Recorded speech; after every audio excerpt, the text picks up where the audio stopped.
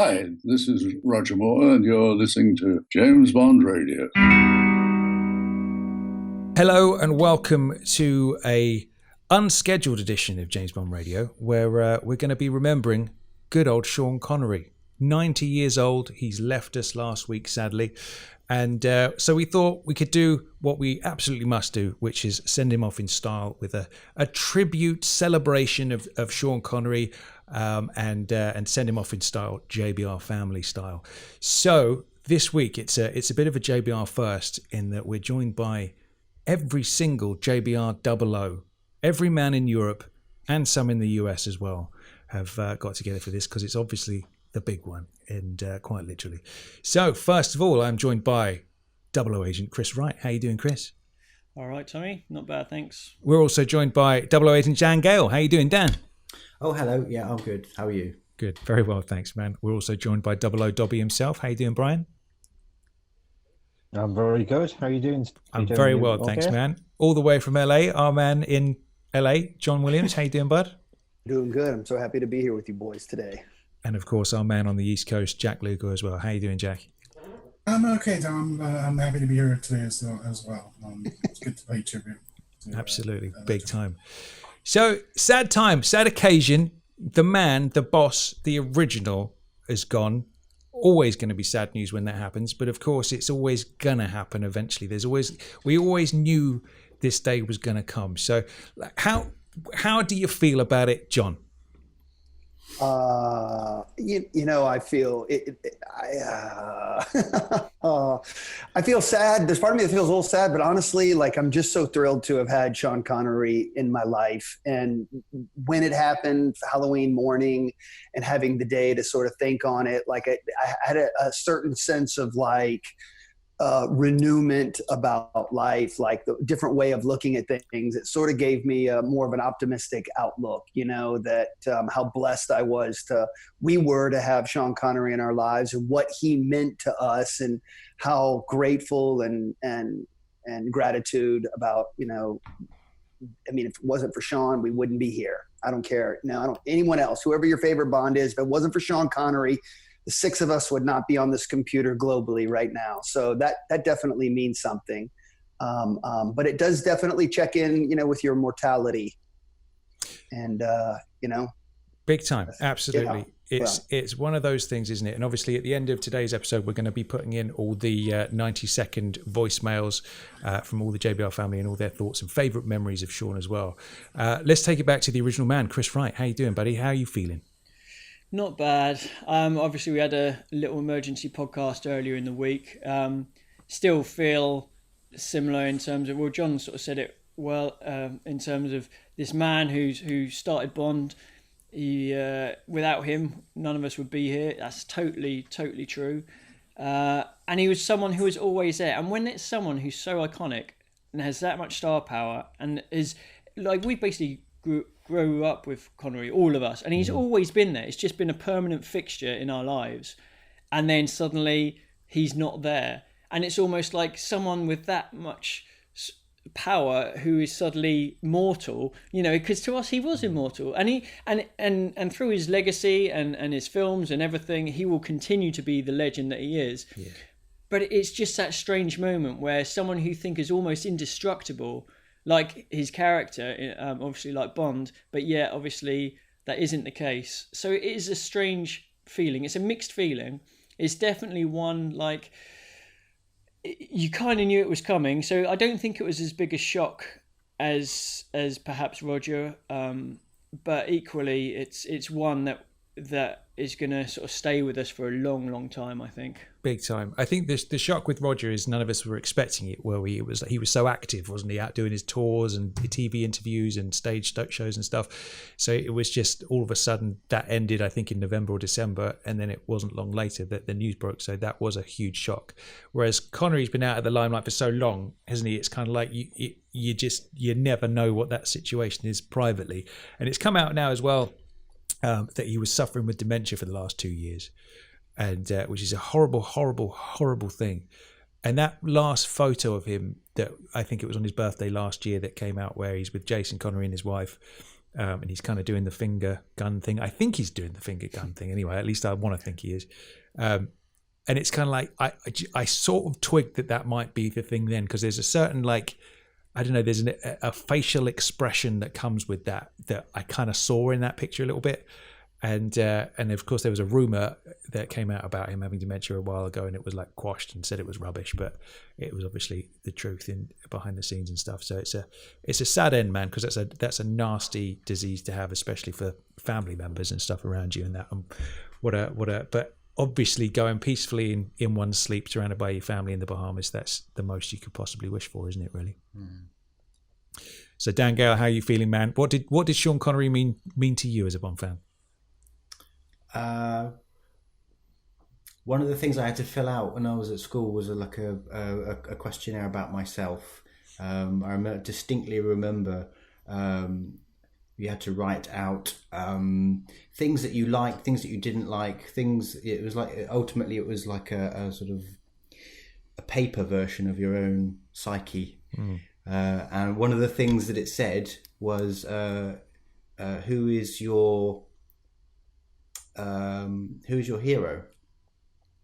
And I wrote Sean Connery, and then I thought better of it and thought, actually no, I crossed it out and put my dad. But they were fighting, you see. I wasn't quite sure which one to go for. I went for the one that was probably a bit more honourable in the end. But yeah, at the time, the moment I wrote that first S, I meant it. I thought, yeah, he is so important. He taught me how to stand or how not to stand, because he slouched quite a lot, and I thought, yeah, he slouches and he looks cool, I'll slouch as well, because I don't know what to do with my hands. I'm an awkward teenager. I'll walk with my hands in my pockets like he does. And it taught me how to be a human, copying him through these films. Isn't that funny? Because I remember, Chris, you saying a while ago how you would look at Connery spreading the plastic explosive along in the pre-titles of Goldfinger, and you would emulate that when you put your toothpaste on the brush at night time and stuff like that. I still do, man. I still do. And isn't it funny how, like, little weird things that you've probably never voiced that to anybody before, Dan, like, it's outside of, Bond fan friends and all that stuff. What a weird thing to sort of like do, but like, oh, he slouches a bit and he does this with his hands. I'm going to do that because that looks really cool. And how, like, on such a sort of small level, you can sort of pick things up from somebody. You shouldn't slouch. It's really bad for your posture. And I've spent the last sort of 30 years trying to unslouch and buying orthopedic chairs and things that make me sit up correctly. But he presumably he had a bad back too. I don't know. Absolutely. Dan, I have to ask: was it from You Only Live Twice that you were watching? Because obviously he slouched quite a lot in that one. Yeah. No. It's Diamonds when he's in Tiffany's sort of flat. If you look at him, he's just sort of, yeah. He never really stands up correctly. Maybe that's because he just knows that he would be taller than all his co-stars. I don't know. Maybe so.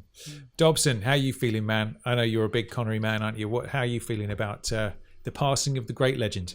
Yeah, I'm absolutely gutted. I still am. I was gutted when I heard the news, and I've thought about it quite a lot.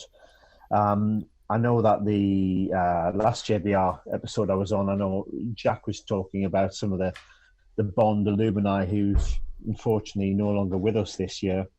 And it got me thinking, inevitably, as much as you don't want it to happen, I'm sure that day will come when Sean is no longer with us. And I think it kind of resonated when you were talking on the emergency podcast episode about the fact that you kind of thought about it a day or two earlier yourself, Tom. And I kind of just thinking to myself that this day will soon enough come. But when I heard the news, it was still a massive shock. And he was the man. I mean, all the other Bonds, they've all brought something to the table, but Sean was the man. And as the advertising goes for You Only Live Twice, Sean Connery is James Bond, and he just had it all. So I'm pretty gutted about it. That's the thing, isn't it, man? It's like Chris and I often have said before, it's like he gets 10 out of 10 in every single category that makes up Bond. And it's like all the other fellas, they make up maybe 8 or 9 categories. And there's just always a little something missing. Whereas Connery had the whole package, absolutely everything. What a legend. Jack, how you doing, buddy? I'm okay. Yeah, like everyone, I actually I woke up and my wife told me the news, like literally just as I opened my eyes that morning.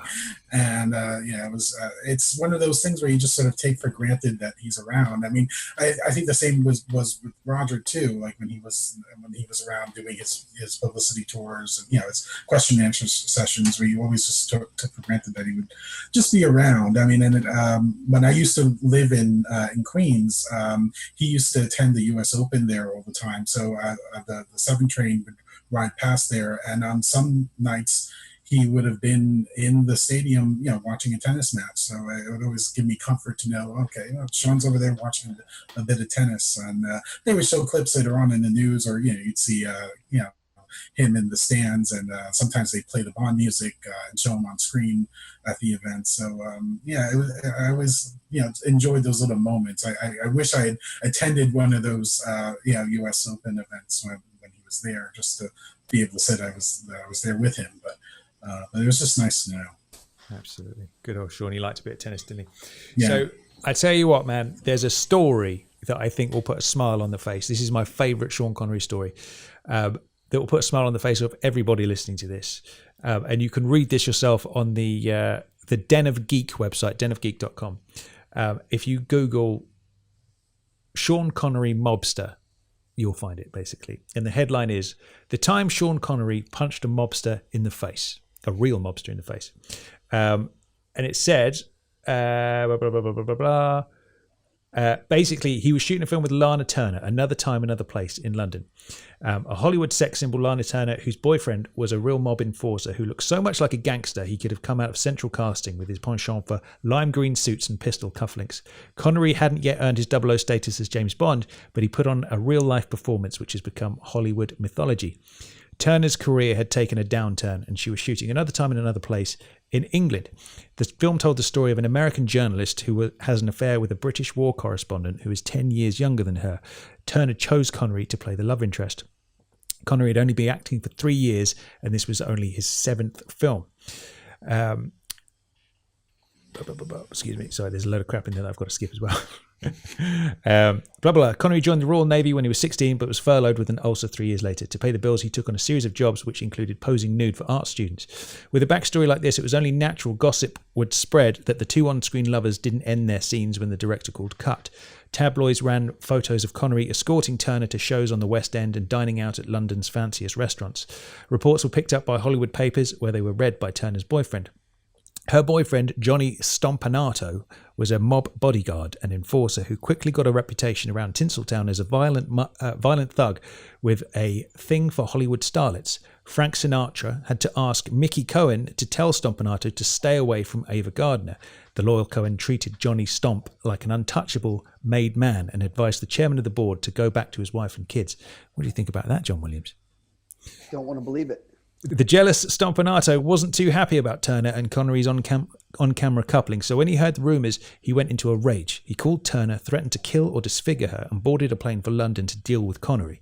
Lana's father, the bootlegger and gambler John Virgil Madison Turner, was the victim of a gangland execution when she was younger, and the sweater girl took such threats seriously. When Johnny Stomp landed, Turner told him to stay away from the set. Stompanato ignored her and showed up at the studios in Boreham Wood, Hertfordshire, where Turner and Connery were filming.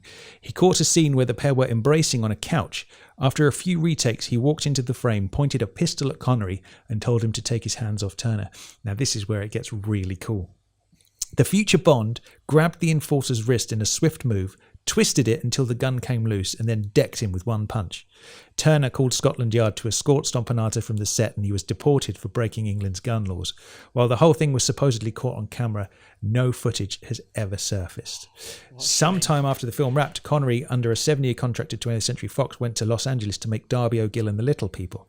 He soon learned about one of the biggest Hollywood scandals. Johnny Stomp had been killed at Turner's rented Beverly Hills home on April 4th, 1958. Turner's 13-year-old daughter, Cheryl Crane, stabbed Stompanato to death with a butcher knife after witnessing him attack her mother and threaten to mess up her face. The killing was ruled justifiable homicide at trial, but Stompanato's family sued Turner for $7 million. Isn't that crazy, man? What a story. And so that to me right there, like if a mobster comes up to me, points a gun in my face, I'm going to say whatever he wants me to say, and I'm going to do whatever he wants me to do. But Connery grabs him by the wrist, twists the gun out of his hand, and punches him in the face. And I think that ultimately is why he's the ultimate James Bond. What do you think about that, Chris? Wow. Yeah, I'd heard of the story about it before, but it's like this guy is an enforcer for the mob. You know, that's probably as hard as you can get, really, isn't it? Yeah, in big that time. sort of world. And just Connery didn't give a flying whatchamacallit. he would just do anything, wouldn't he? He'd defend himself. He just didn't care. And I think that attitude, ultimately, it's a bit like with Lazenby having that fight scene role, you know, broke Yuri Borienko's nose, and then Harry Scotsman says, right, we're going with you. He gets a job. And it's that sort of attitude where it doesn't matter who it is or who they are, you know, he's always going to stand up for himself against anyone, even if they're a mob enforcer. But just to see, it's such a shame that there's no footage, because I would adore to see that. I would absolutely love it. Wouldn't that be amazing? I think without a doubt that, I mean, everyone in Hollywood would have probably heard of that. So I'm sure Cubby and Harry were well aware of that when they came to casting. And I think that can't have hurt his chances in getting the role after hearing something like that. Big time, man. I wonder if that footage is out there and it's just in a vault somewhere and nobody knows it's there, because that would be amazing to see that. So, Chris, man, we're going to go through a few, you know, good memories of Sean and favourite Sean moments in the world of Bond and outside of Bond. So, what have we got? What's the first thing we're going to talk about? Okay, so I think if we have a look at some of the films, obviously there's only one place to start, Dr. No, and there are some magic moments in Dr. No with Sean, and it's Sean that brings the film to another level, completely another level. I think, as John mentioned earlier, if any other actor was in the role, it might have been one film and done. It might not have, you know, they could have had the same production, the same script, the same director, but if that actor, that person portraying Bond, didn't have that star quality, who's to say that they might not have done a second or a third? And Connery had everything, absolutely everything. And I think it's epitomised for me in two particular scenes in Dr. No. The first is one that everyone will obviously know about. It's the delivery of the classic line, which is done to absolute perfection. The timing, the suaveness, sitting at the casino table. It's any time I hear it, I get shivers. And that's purely from how flipping cool this guy is. And I think if you marry that scene with another scene which I think is incredible, which is the murdering Dent scene, and he's sitting there, obviously he's playing solitaire, he's just waiting, he knows Dent's going to show up, he does the old pillow trick under the duvet, which I hate to say this, but my missus caught me with that trick not so long ago, and I was absolutely gutted. Like, so we do a little thing, we try and hide from each other or whatever. I went into the room, I saw the bed covers, I thought, oh god, she's so lazy today. Jumped on, and then I heard this laughter. I was like, oh no, I've been caught by the very trick. So I'm obviously not as cool as Connery. But that scene, he owns that scene so much. And the best bit about it is when Dent has the gun on the floor. It's on the carpet, and he thinks he's won over on Bond. You know, he puts his foot, slowly drags it towards him, while Bond is sort of really being very nonchalant. He's kind of interrogating him, but he's being really blasé about it, lighting his cigarette, turning away, and Dent thinks he's got his number. Grabs the gun, I'm working for, and then the delivery of, that's a Smith & Wesson, and you've had your 6. Yeah, baby. Amazing. I'm getting chills just like reinvigorating that scene. Those two scenes for me, like obviously there are quite a few, but those two scenes in Dr. No set the standard for what Bond needs to be, and that was all down to Connery. You know what's funny, man? I thought after the news broke, I thought you have to go and watch a Bond, don't you? After news like that breaks. For me, after Roger went, I immediately went and stuck on Spy Love Me. And do you know what I went to? I went to Dr. No. For some reason, I was like, I need to go back to that, and I need to go back to that and see that again. You know. Yeah. So I stuck Dr. No on, and I was just like, the more time goes on, it's weird because I always thought of Dr. No almost as a sort of like, almost like a film that existed on its own a little bit before they got the formula. You know what I mean? From Russia with Love was a step closer, and then Goldfinger was where it really kicked in and became the real James Bond, for want of a better term. But you know, the more time passes and the more I think about it, the more I think Dr. No might be my favourite Connery. You know, it's a funny one, but it's bloody brilliant. So John, you had a watch as well, man. What's your classic, most iconic Connery moment then for you? Well, I agree with you on first off on Dr. No. I don't know, during COVID, that film has gotten, I just can watch it nonstop. It's become like, it's moving up my list. And I think as soon as you heard the news that Connery passed, you're like, okay, what am I going to watch first? And it's funny that everyone just raised their hand for Dr. No. Like, it's like the place to start.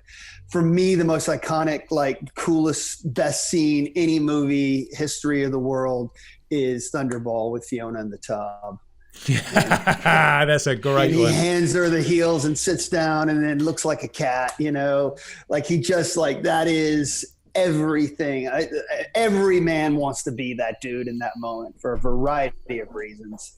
So that to me is when I watch that. And also I got to point out that in the mosque in From Russia with Love, I mean, he's wearing women's cat sunglasses in a dark mosque, and he just looks the business, you know. I mean, do you know what I do think you've got a point there, in the sense that he could wear the most ridiculous shit, Zardoz included, man, and carry it along or carry it off like a lesser man wouldn't be able to. Like, you know, the baby blue onesie is another perfect example of that, isn't it? But little pink tie and diamonds. I mean, that is ridiculous.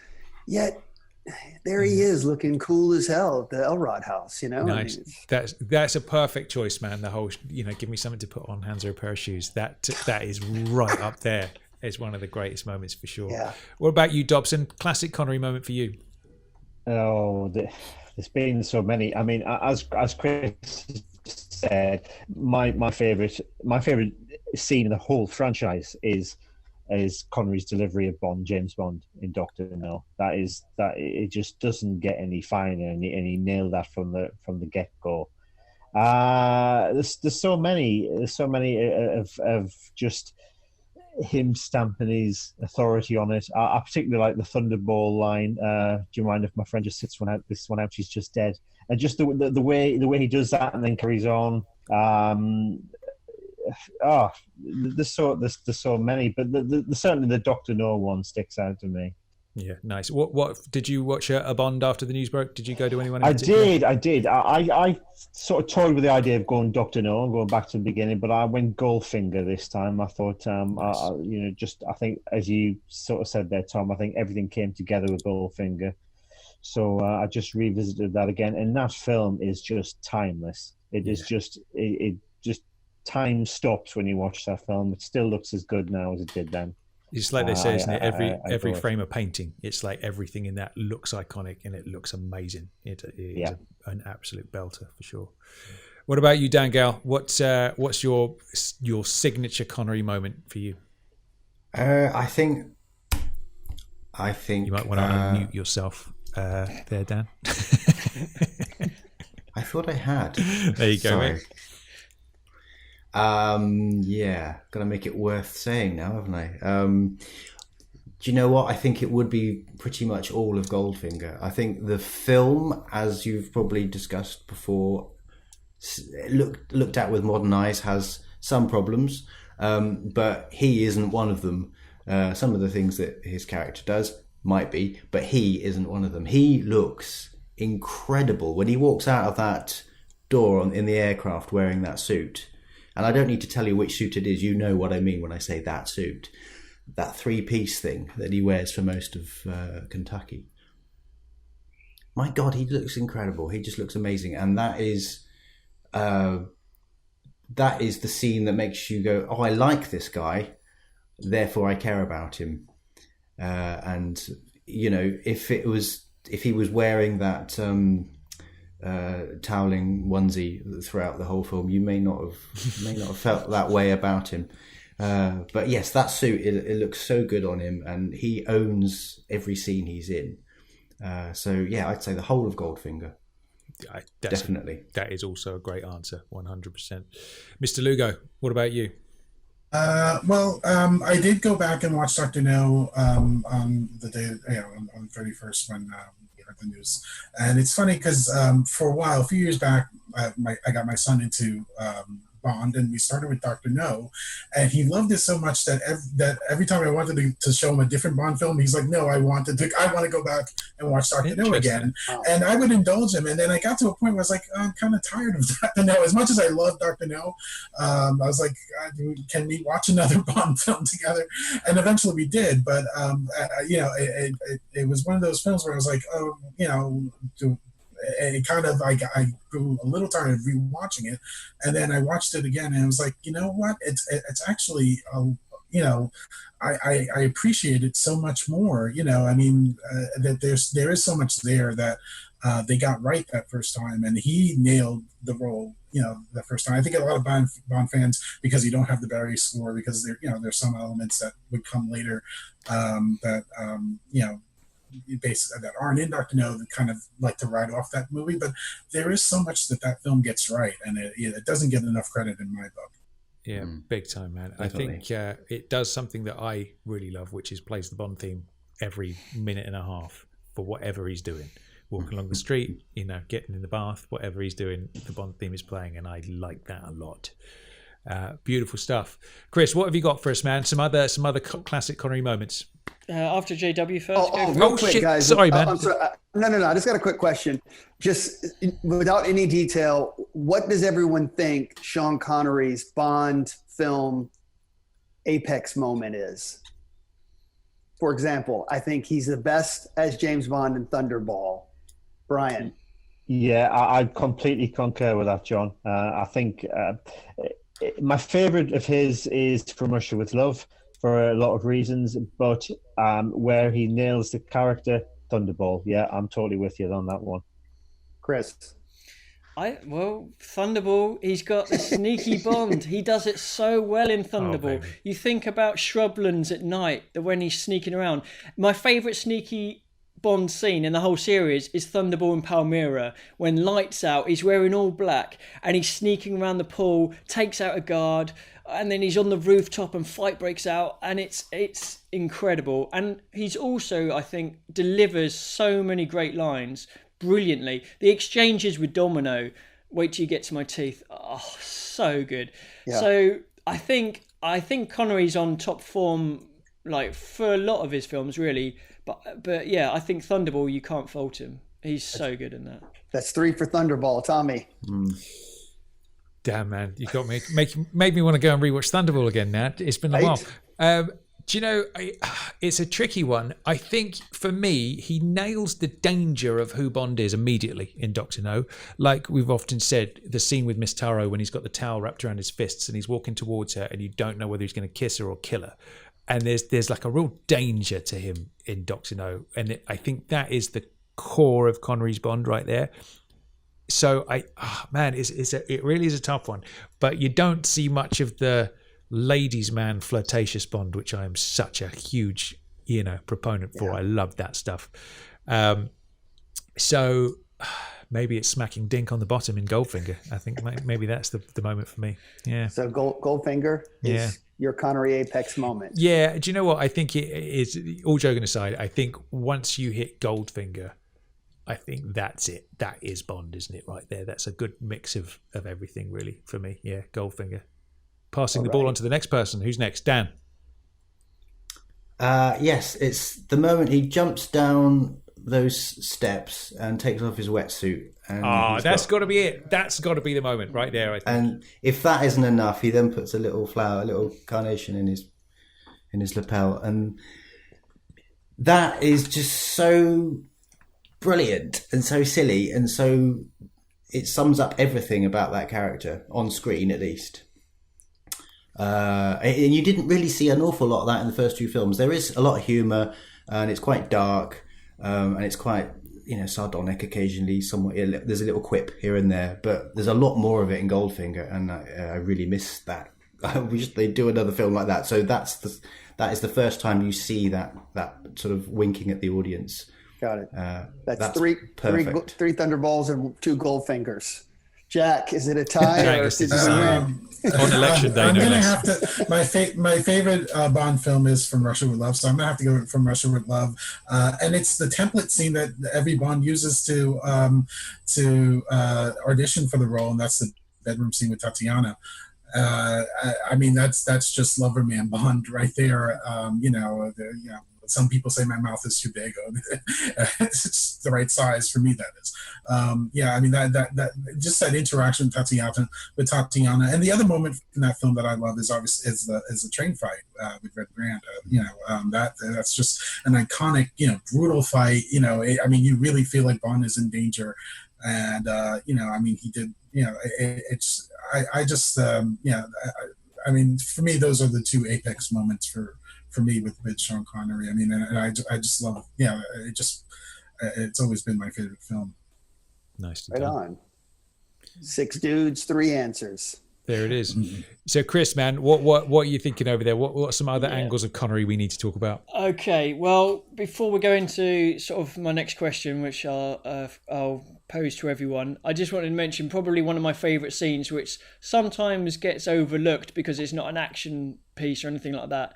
But I think one of the best scenes of Connery Bond, well, of any Bond, is the golf game in Goldfinger. I think that, for me, the humour, the setting, the one-upmanship, the brilliant Bond moments where you've got Bond and the villain exchanging dialogue, trying to suss each other out, trying to one-up each other.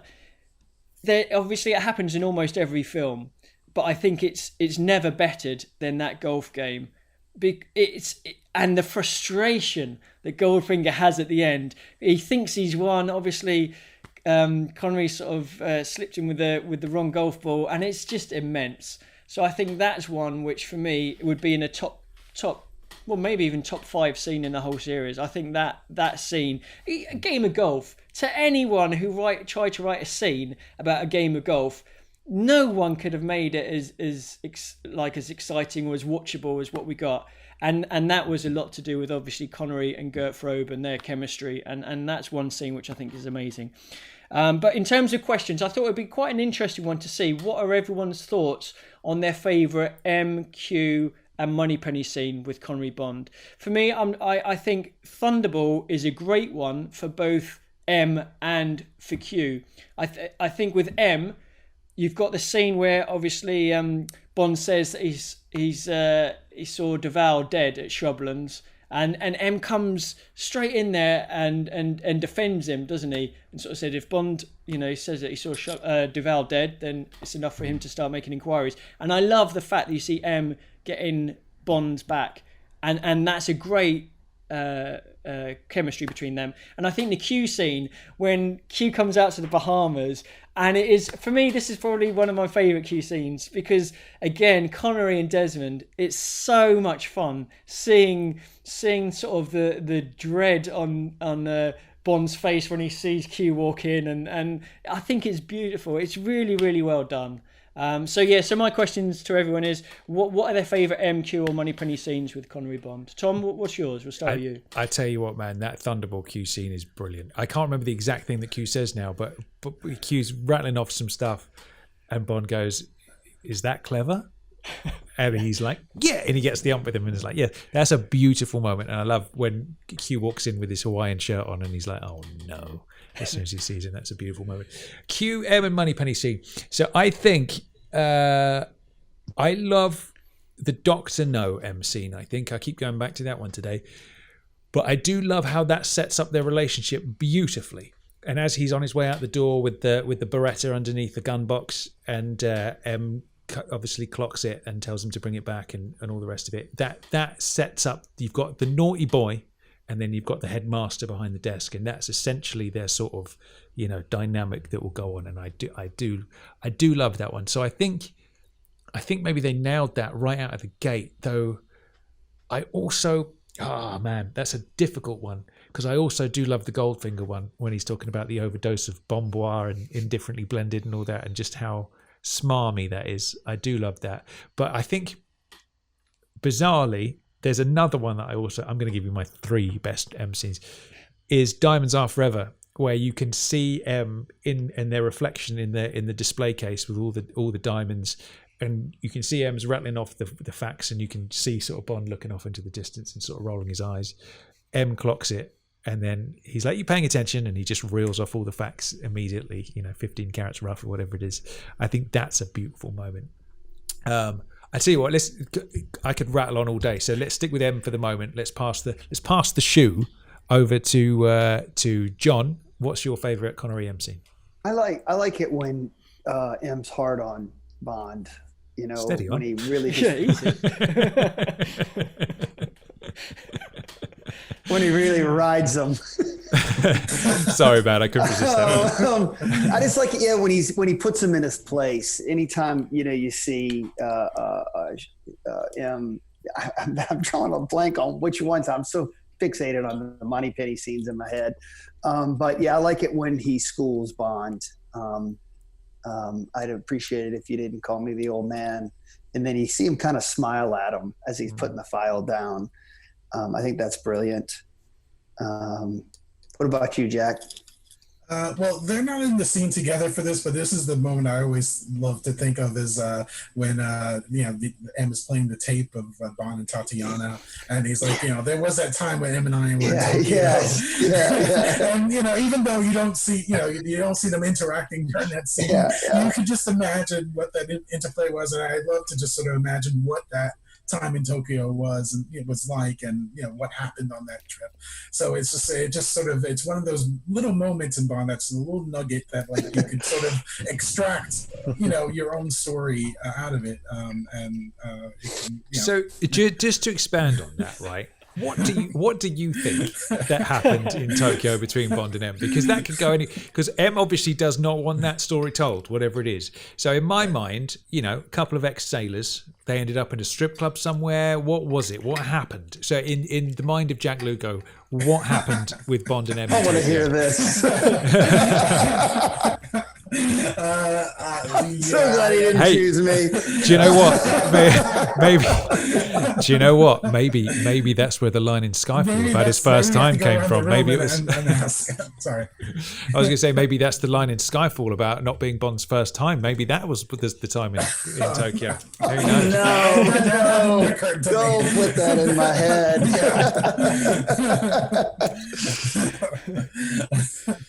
I think they engaged in some naughty behavior, to say the least. I'm pretty sure that there was some kind of sexual escapade that obviously M doesn't want revealed. Message to Anthony Horowitz when you write your next book. Can you please include that as the unused material this time, please? Dobson, next up, buddy. Well, if we're going for M scene, I'm kind of with you, Tom. That I think they nailed it from the get-go with the whole interchange in Dr. No, the whole that damn Beretta, and there's just a chemistry between them that straight away that they're both mutually respectful of each other, and I don't think that's ever defined as well as in those scenes in Dr. No. So that would get my vote for my favourite M scene. Beautiful. It is a great one straight out of the gate. And Mr. Gale. In Octopussy, when you've got at the beginning, you've got angry M, and Bond's sort of, well, yeah, but I did it for this reason. And then at the end, you've got M giving him a sort of, that's my boy kind of look as he walks out of the office, like, you are the best. I shouldn't have doubted you. The Connerys never seem to have both of that together. The ones that I really like are the ones where M is angry at him. So in Diamonds and in Goldfinger, he's not on board with whatever Bond says at all. He's the exact opposite. He's accusing him of not listening. He says, we do function in your absence. Like, you're not as good as you think you are, that sort of thing. I like that. I like that kind of relationship. So yeah, I would say, and Goldfinger, obviously Bond's done the worst possible thing he could have done. He's killed an innocent person and screwed up the mission, and M is quite happy to shout at him for that, because he's behaving like a little school kid. There is something magical about M telling Bond off. I don't quite know why I feel that way. That's why I love Gareth Mallory's M so much. You know, Rafe, he does a good job of being, telling him off. Yeah. Chris, did you say what your favourite Moneypenny scene was? I'm not sure actually with that one. There is...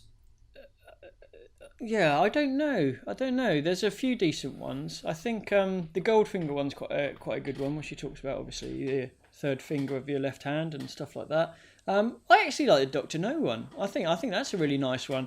Bond sort of sits just on the armrest and has a little dance with her, and illegal use of government property. I think again that really set the tone. I think it's a great one. That it's nice. I think the level of flirtatious banter is spot on in that scene. Well, it's like you said before, isn't it? Is you had Roger and Lois's relationship was very much like a brotherly sisterly type one, with only a very slight amount of flirtation, whereas with Connery and Lois, and Lois Maxwell said this herself. She said she'd made up the backstory in her mind that they'd gone away and had a fling, and then for professional reasons thought they would knock it on the head and be professional about it. And you definitely get that vibe, don't you? It's that's a great one. And you get Connery having a little sing song, and he's like sort of humming a little tune for her. What about you, John? Favorite Moneypenny scene? I don't know what you guys are going to have to help me what film it is, but I mean I tried it recently, fell flat when he whispers into her ear, "Let me tell you the secret of the world." Right? Doesn't he at some point they're cheek to cheek and he's like, "Let me tell you the secret of the world." Am I right about this, or have I lost my mind? Yeah. That's Dr. No. What film is that where he's like, and I don't know if it's when he grabs her and cheek to cheek and starts dancing, but I know there's one line where she's going on about something and that's his response. And I've always gone, if you're a man and you can look at a woman and dead serious, say, "Let me tell you the secret of the world," that's a lot of confidence right there, man. Right? Absolutely. Well, that's the thing. You about always Connery, try that tonight with your ladies and see what happens. I think. Do you know what? I think your ass is taking the garbage out. Okay, first off. I think that's true. I think you've nailed it there, John, in the sense that I think that is the key to Connery's success, is just absolute supreme confidence in all things. It's insane. I think that's what it is, isn't it? Yeah. Yeah, interesting. Brian, what about you? Favorite Moneypenny scene? I'm particularly fond of the instant Japanese "I love you" repertoire with her, but I think my favourite bit is actually a little bit later in Diamonds, when is anything I can bring you back from Amsterdam? A diamond and a ring? Will you sell for a tulip?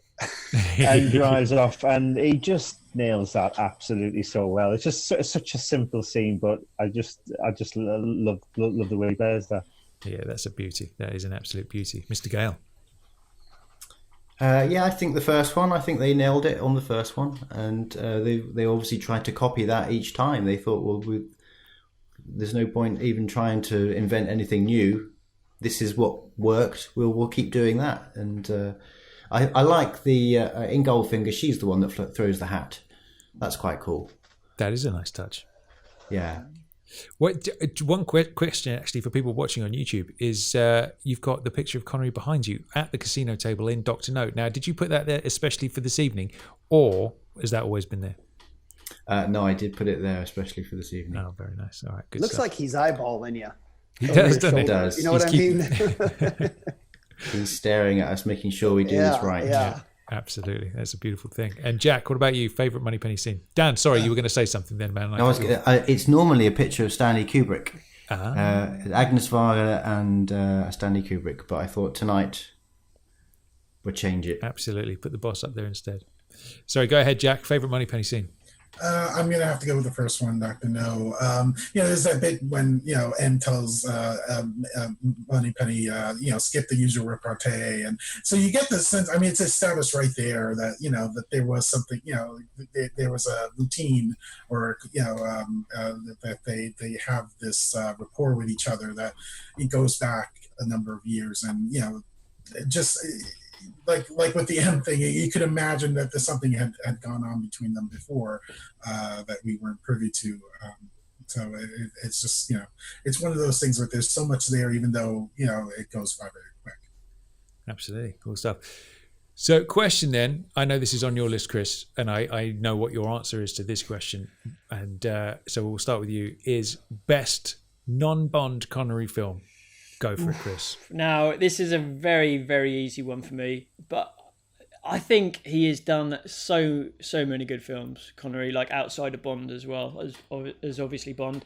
But the one that stands out for me is Indiana Jones and the Last Crusade, because I'm a huge fan of Indy and Harrison Ford as well. And I think the only person, even Spielberg said this, the only person in the whole world who could have played Indy's dad was James Bond, the original James Bond, Sean Connery.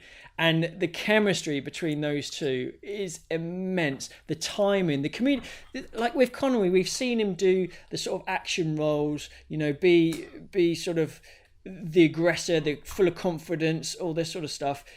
He doesn't get to do overtly comedic stuff that often, but he can do it, and he can do it so well. And it exemplified none more so than in Last Crusade. It's like seeing my two favourite actors bounce off each other. Well, it is, and he's amazing in it. He's so good. It's just the responses that he has in their dialogue, in the conversation, and for me that it's one of my favourite films as well. I think it's an immense film, but I could reel off a ton of other ones. But for me, Last Crusade. That is an absolute beauty. Absolutely, 100%. There is that thought of Connery having played Kincaid in Skyfall, and I think that was the kind of vibe that they were shooting for with that. Do you know what I mean? That's like, I always hear that line where he calls him a little shit, and he says, "Welcome to Scotland." Like, I don't care what anybody says. Like, Mendes did obviously say they toyed with the idea of Connery, but shut it down quickly. I think in reality it was probably Connery that shut it down quickly. But like, if you put that line into a Bond film with an older character like that, who then goes on to call him a little shit, I don't care what anybody says, that part was written for Sean Connery, and they wanted him to do it badly. Can you imagine that sequence if you had Connery in the flat cap and he's playing Kincaid? Welcome to Scotland, calling Daniel a little shit. That would, I don't know. A lot of people would say that would take you out of the film, and I don't know, but it's, that's a fair point as well. But, I'm surprised if anyone hasn't deep faked it yet. Oh, there's a challenge for the JBR family. Anyway, Dan Gale, you're the video genius. I'm going to throw that over to you, man. If you can deep fake that for us, that'll be lovely. Take that, Danny. So let's stick with you then, Dan. What's your favourite Connery non-Bond? It would have to be Last Crusade, but I'm looking at the IMDb of all the other films that he's done, and he's done some cracking things in the 70s when he seemingly his star was sort of on the wane. But the Man Who Would Be King is an incredible film. I'm halfway through The Wind and the Lion and really enjoying that. I got way too tired last night. I couldn't finish it. The First Great Train Robbery is a brilliant film. It's a wonderful thriller and a terrific sort of bit of comedy. And also you got 45-year-old Sean Connery jumping along the top of the rooftops of the train. For real. He's doing it for real. It's so obviously him and not a stunt person. And then you've got Outland, and then you've got The Name of the Rose, which is a brilliant film, and The Untouchables. I mean, I want all of them if I can. But I would go with Last Crusade because the dialogue in that is just beautiful. Yeah. It's beautiful. That one scene in the airship I could watch that on a loop forever. It's beautiful. That is a beauty. Dobson, how about you, man? Well, when you posed that question, Chris, earlier, I would willingly take a punt that I'll be the only person that comes up with this particular answer. Ooh. My favourite Connery film, non-Bond, is The Hill And the Hill was it's a 1965 film. He was done either just after or just before Thunderball. It's a black and white film set in the Second World War, set in North Africa, directed by Sidney Lumet, and Connery gives a superb performance in that. He's really kind of a rough diamond in that, but he plays it so well that it's very, very unlike Bond. If you think of Roger in The Man Who Haunted Himself as one of his finest performances, I think for me that's a standout of Connery. It's quite often not talked about, or not many people know it as well. But for me, that's his kind of strongest standout performance. It's funny you should say that, because I was just reading an article before we started recording with one of Connery's friends, Jackie Stewart, and he was saying how one of his fondest memories in recent times was sitting down to watch that with Connery, and Connery said he thought that was his best film as well. So nicely done. JW. Well, God, there's been so many. I'm going to go with my dark horse favorite, and Dan, you mentioned it, and that's Outland.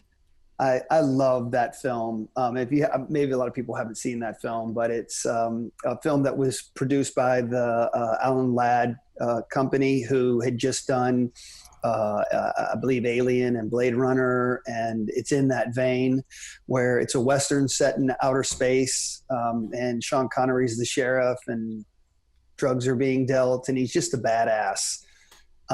Amazing score by Jerry Goldsmith as well. But if you get the Blu-ray, and you should, there's a commentary with Peter Hyam, the director, who really talks a lot about Sean Connery and the process of casting him and what he was like to work with. And you'll get a glimpse behind the scenes, more so than any of the Bond commentaries. But he said that when Sean Connery is upset, whether it's the character or it's actually Sean Connery, and he gives you a look and you know he's upset, the minute that he raises his eyebrow, you have to duck. That it's that powerful. And he also said, he name checked. He goes, I've worked with Michael Douglas, Gene Hackman, God, who else was it? A list of Hollywood's leading men. And he said, hands down, no question about it, no one comes close to having the effect on women that Connery did when he was on set. And just it's really fascinating insight into what Sean Connery was like and like to work with as a director. So Outland is my, I guess, dark horse, Sean Connery favorite film. We could go on and on. Yeah. Nicely done. Mr. Luca. Well, Last Crusade is a film I grew up with as a kid. I mean, before I'd even watched my first Bond film, I came to know Connery as, Henry Jones Sr. So, I mean, that film just has so many nostalgic memories for me. It was just incredible. He actually ad-libbed the line when Indiana Jones and his father were captured, and it's revealed that Elsa was a Nazi. They ask him, "Oh, how did you know?" And Connery actually ad-libbed the line that she talks in her sleep. So I thought that's a nice little touch, because that wasn't in the original script. I mean, the other day I actually sat and watched The Man Who Would Be King. That's an excellent film. Michael Caine is in that, and he co-stars with him, and I mean, he just gave so many iconic performances. So it's just it's just incredible what a legend he was, even outside of Bond. Big time. For me, I think I've got a guilty pleasure, and then I've got two older films that I think are the business. I think my favorite goes to The First Great Train Robbery. I think I love a good heist film, and that's an absolute beauty for me. I think, where are we now? Murder on the Orient Express. That's another beauty. I do enjoy that thoroughly. My guilty pleasure goes to The Rock. Yeah. That's great film. Yeah, that's another little heist for Tommy. I like that. Absolutely. Do you remember what he says about losers and winners? It's been a long time. What does he say? John knows. What does he say, John? What is it? Winners go home and fuck the prom queen or something. Nice. There we go. And Something to that effect. Apologies for that filthy language. I'm sure Sean had many of those in his time. Absolutely. Big time. You know what, man? I think John, there you're talking about the effect on the ladies on set. I think, man, I think he's absolutely a candidate to be the coolest actor of all time, not just speaking as a Bond fan. But when you think of all the others who would perhaps fall into that category, let's say, your Robert De Niro's, your Al Pacino's kind of tend to fall into that sort of conversation, don't they? But just look at this, right? So friend of JBR, Morton from up there in Norway, follow him on Instagram. He's got James Bond Magazinet, which is spelled Magazinet on Instagram. And then if you scroll down a bit into his feed, he posted this thing the other day. That's Connery walking out onto stage. It's some award show or something like that. And he's obviously a bit older by this point. But just the absolute, there's just something about that dude that I can't put my finger on. There's like an X Factor charisma. He's not even saying anything. He's just walking out onto stage. And just to look at him is just this strange experience. And I'm saying that as a straight man, obviously. But he makes me wobble when I look at this, right? So I'm going to hold it up to the camera so you boys can see it. But see if you can see what I mean. You can see it properly on the... Yeah. Look at that face, man.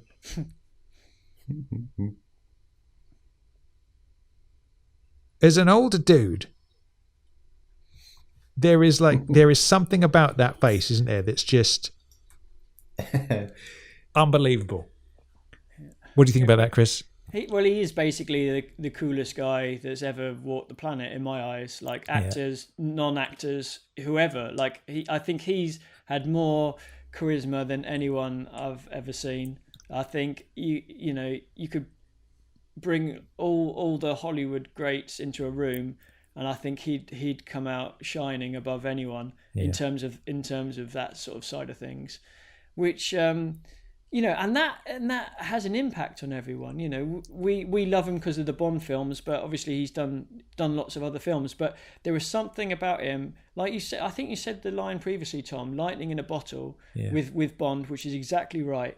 But this guy, there's the whole classic thing about people want to be Bond, women want to be, men want to be Bond, women want to be with Bond. And I think really remove Bond and put in Connery, and that's absolutely spot on, particularly back then. And I've got another question for everyone in terms of at what times during your life have you ever tried to be Connery or portray Connery or almost feel like you're a bit like Connery? Obviously Bond, loved it when I was really young, had a huge impact on me. Thunderball was my go-to Bond film, and I remember I must have been 7 or 8 years. I must have been about 8 years old. And we had to go to school assembly. I've mentioned this once or twice on the podcast before. And it was dress yourself up as your idol. So kind of like Dan when he was asked who's your sort of idol, whatever. They were said, dress up as your idol. And half of the people went as footballers from the day and all this, that and the other. And I decided to go as Bond from Thunderball. So I had my sort of swim shorts on. I had a knife strapped around my ankle. I had my sort of diving mask and my snorkel and all this sort of stuff.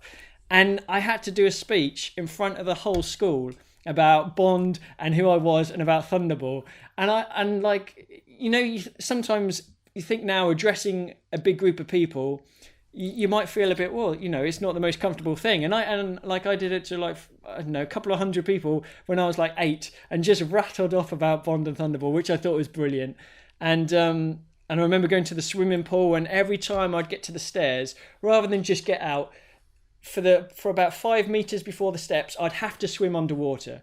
I couldn't just swim above. I'd have to swim underwater to get to those steps, to come out those steps like Bond does in Thunderball, like Connery does in Thunderball. And there's so many moments throughout my life, like the toothpaste, which is so weird. Squeezing the toothpaste, it's just weird. But this man has had such an impact.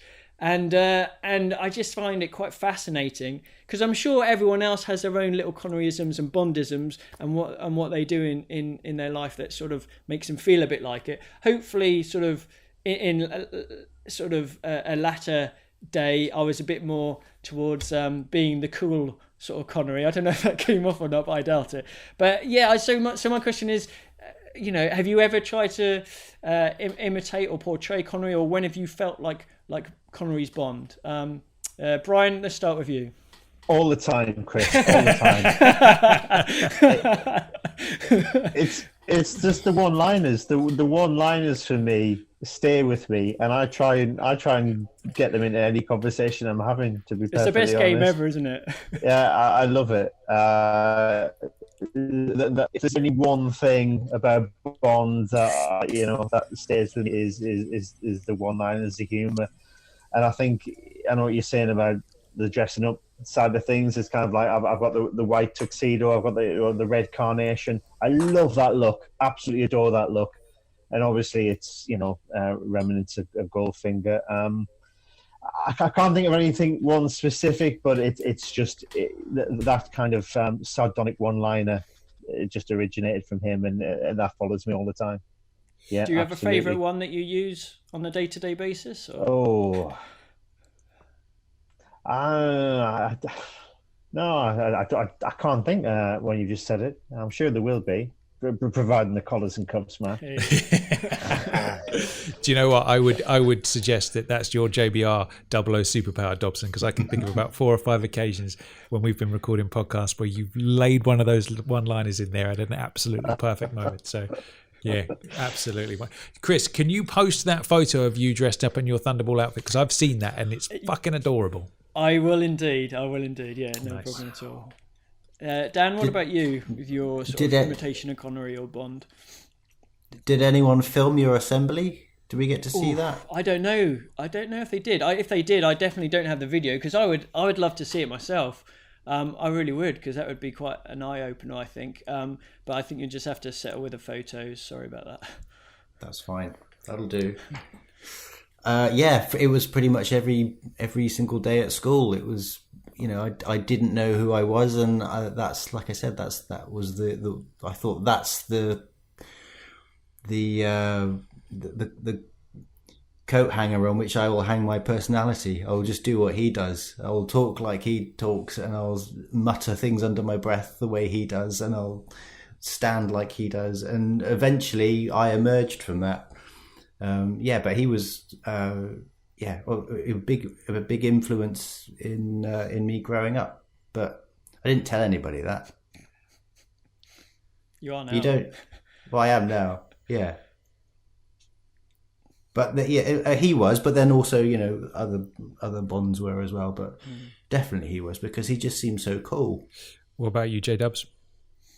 My entire life, up until I moved to LA, from the day I was born, I never lived in the same place for 2 years, more than 2 years. And I was always the new guy.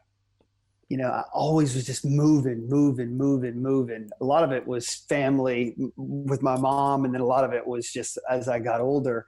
And, when you're the new guy, for example, you have a North Carolina accent outside of Worcester, Massachusetts. You've got to carry yourself with a certain level of, I don't know, for lack of a better word, confidence.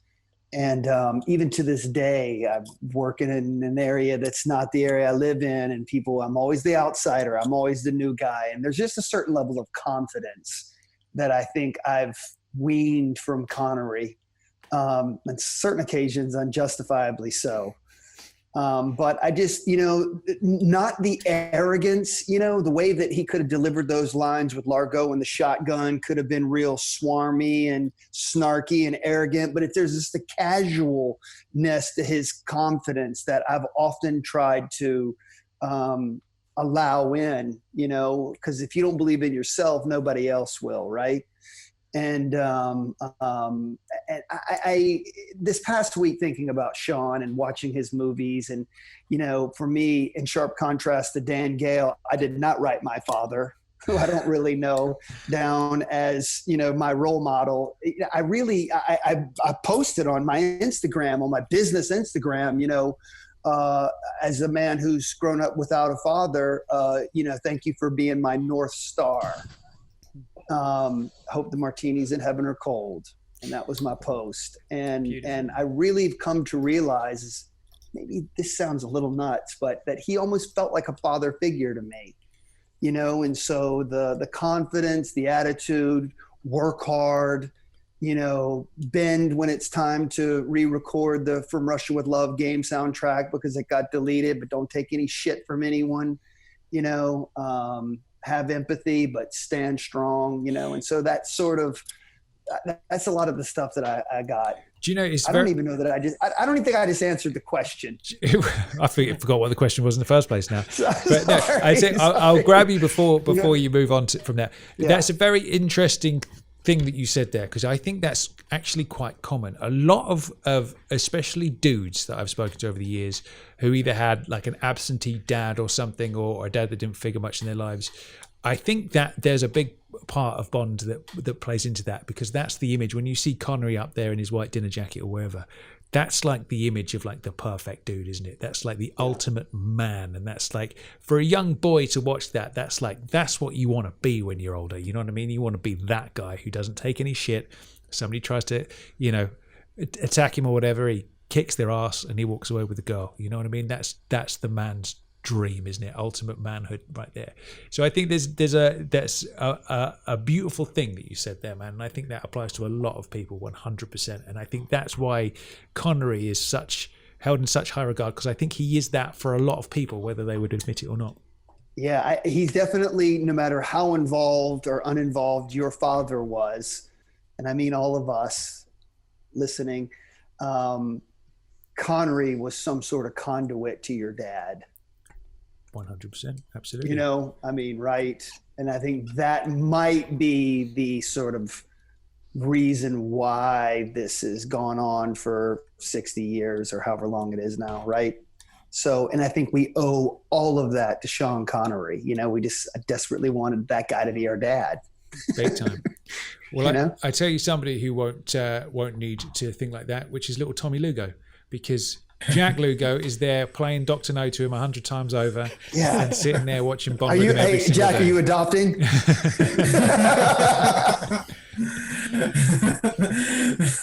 No, well, from my own experience, Tommy, it's funny because he always, we went through that phase where he wanted to watch Dr. No all the time, and it's like I couldn't believe that, it was like, don't you want to watch, From Russia with Love? He's like, no, Dr. No. So that's why, I think, I kind of, grew a little bit disconnected from Dr. No for a while, because it was like I grew so tired of rewatching it. But for me, it's like, in terms of, Connery, I'm right there with you with, definitely the kind of father figure kind of,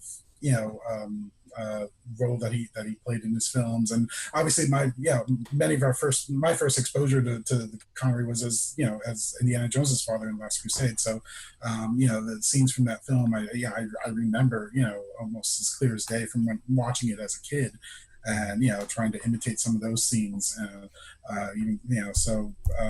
it's just great that I can share that with my son now.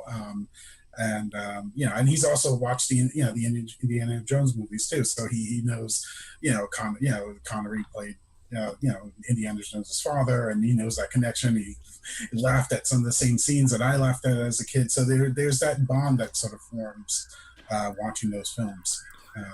So I'm happy I can do that with him. Absolutely. Little Tommy Lugo is going to grow up wanting to be Jack Lugo rather than James Bond, I reckon.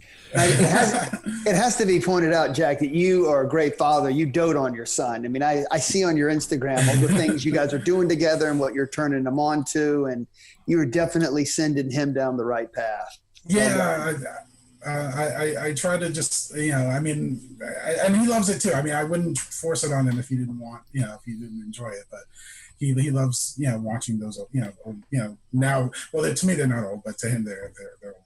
So, but yeah, it's just, it's definitely, Connery is one of those actors that, you can watch a number of his films with, if you once, when you become a parent, and it's, we can watch it with, as you grow up with your child, and, you have those sort of bonding moments, and, no pun intended.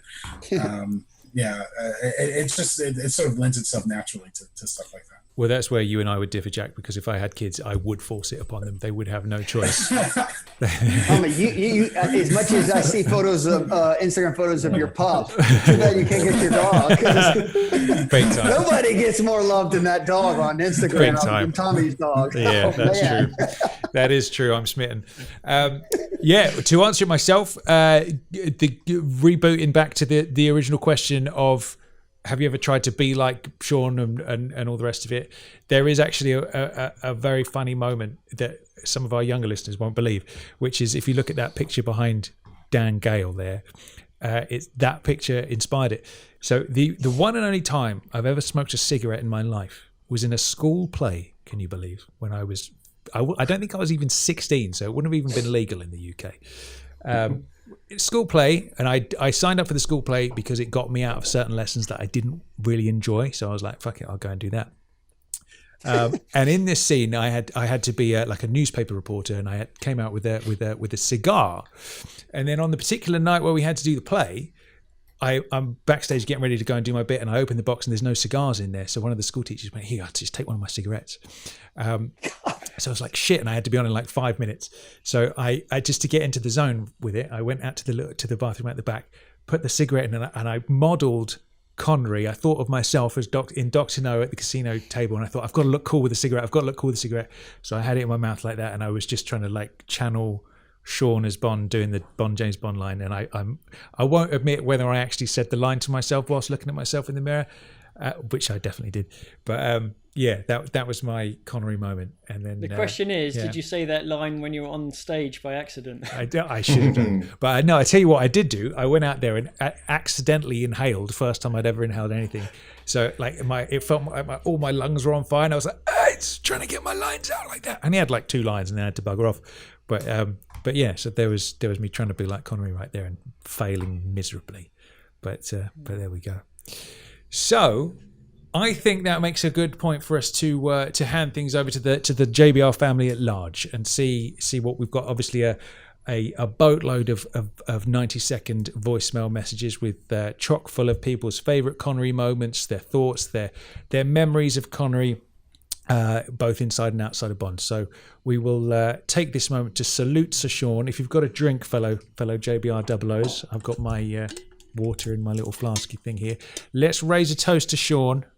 Send him off in style and salute the man that started it all, who we, like you said at the beginning, John, if it wasn't for Sean, none of us would be here. So, Sean Connery, we salute you, old friend. We do indeed. There we go. Thank you.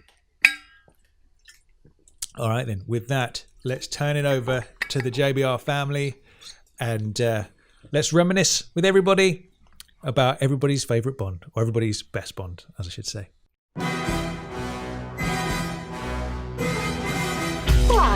My name's Bond. James Bond. Bond. James.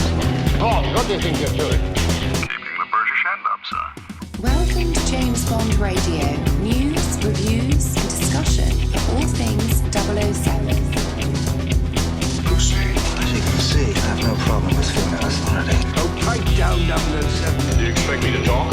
No, Mr. Bond, I expect you to lie.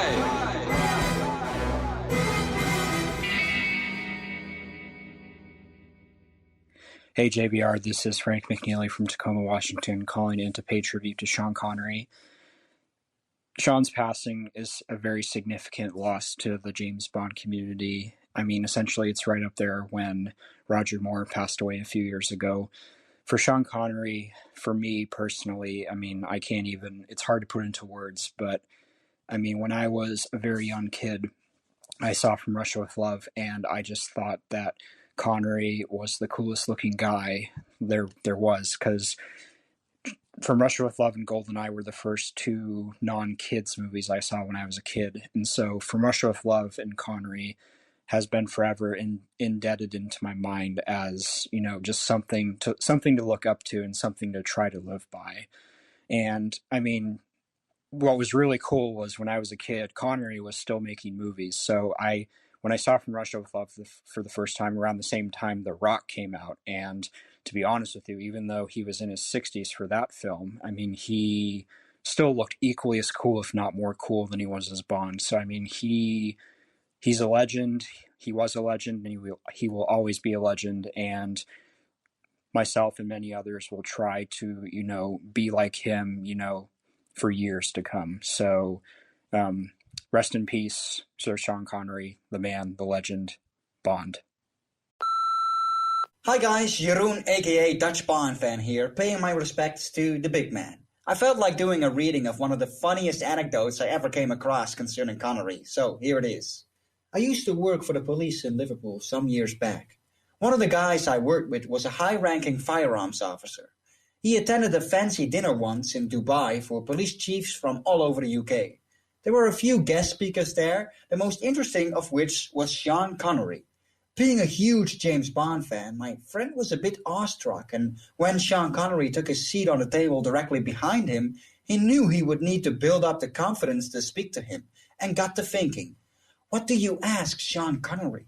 Sometime later, after a few drinks, he built up the guts to speak to him and found him to be a very down-to-earth and pleasant guy. They shared a whiskey and talked about the Bond movies for a while until my friend moved on to the real issues. Thinking he would only get one chance to speak to Mr. Connery, he asked him who was the best woman he had ever slept with. Ah, but a gentleman would never reveal that, Mr. Connery said. He thought no more of it, and the night carried on for a few more hours. Just as the night was finishing, he felt a tap on his shoulder and heard his excellent voice whisper in his ear, Vanessa Redgrave, 1965, up the arse. Legendary story. To me, they don't make men like Connery anymore. My deepest respect, and he will be deeply missed by us all. Hello there, JBR family. Mark Wilson calling in. Wow, what a sad day. I've read so many posts regarding the passing of Sir Sean Connery. You've asked us to leave a 90-second review for the show on Friday, a tribute to the man himself, Sir Sean Connery. I can imagine you're going to get a lot, so here's mine. The question comes up all the time. Who's the best Bond?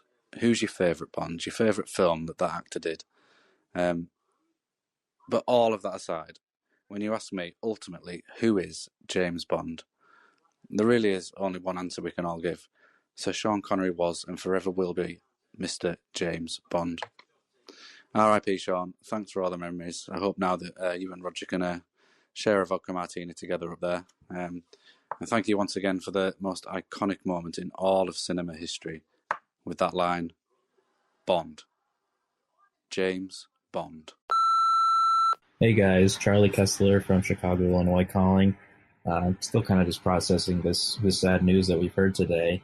I think my earliest memory of Sean Connery was when I was 8 or 9. My grandma actually lent me her VHS copy of The Untouchables, which I'm still not totally sure why, but it was very exciting for me as a young kid. Definitely too violent for me to be watching, but she always supported me in my cinematic viewing habits. I then, went on to become a Bond obsessive. And, one of my other favorite memories was seeing Goldfinger at a proper cinema screening. And the man just oozed straight charisma right off the screen. And you could really feel the audience's excitement and everyone reacting to his just coolness and his humor. Just truly one of the most remarkable experiences I've had in a theater. I actually associated him a lot with my grandma because of, the story with The Untouchables, but also because I remember her telling me that he reminded her of an uncle of hers and always said how he was her favorite Bond. And she actually also passed away this year at the age of 101. And it makes me think we're reaching a point where a generation is leaving us. And it's really important to cherish them while we still can, and also to look back on their legacy. And thankfully, Sean left an enormous one. Like you said, couldn't have had a better way to go than 90 years old in his sleep in the Bahamas. So he will be missed. All right. Thank you, guys. Cheers. Hi guys, Lewis here. Just want to share my thoughts on the passing of the legend that is Sir Sean Connery. I've been a Bond fan 20 years, and Goldfinger was my first exposure to the series. Because of that, Sean was always my Bond. The rest followed. Not only was he a great Bond, but also a great actor. And his legacy lives on. Cheers. First of all, Tom and Chris, thanks very much, not only for an awesome podcast, but for the opportunity to record a remembrance for Sir Sean. He's my sentimental favorite Bond, with Pierce nipping at his heels. Pierce was the one I began emulating many years ago as far as appearance and mannerisms, that kind of thing. The fact that he and I are both 6'2" with dark hair. Many friends are surprised to learn that my favorite Connery film, however, was not a Bond film at all, but The Untouchables, where he played Officer Jim Malone. I became a law enforcement officer in 1994, having seen Connery in this film in the late 80s. My favorite scene is where he and Elliot meet on the bridge as he's walking the beat. His line, "Are you going home now?" and then Ness's reply, "I was about to," led into, "Well, you've just fulfilled the first rule of law enforcement. Make sure when your shift is over, you go home alive. Here endeth the lesson." As I have less than 3 years to retirement after 30 years, this line and advice, really, if you will, has stayed with me through that entire career. Thanks for letting me share this, and stay safe and well, everyone. Hi, Tom and Chris. My name is Bill Dixon. I'm from the state of Maryland in the U.S. Such a shocker, guys. Still trying to process the loss of the great Sean Connery. You know, my earliest memories of Connery are not from the world of Bond, strangely. I'm a child of the 80s, and I grew up loving films like Highlander, Indiana Jones and the Last Crusade, Hunt for Red October, and others that he was in. I'm actually a new Bond fan, less than a year now, as a matter of fact. I had seen a couple of Bond films in the past. I saw GoldenEye in the theater as a young teenager, and then I caught Casino Royale about a decade later. I liked both of them, but they didn't capture me and make me fall in love with the franchise. At the end of last year, I had this idea to go and watch the first Bond films and try to correct this pop culture blind spot in my life. And man, from the very beginning, Dr. No, I was hooked. Connery just grabbed me and didn't let go. I think I watched the first 3 films back to back to back in one night. I just couldn't get enough of Sean as James Bond.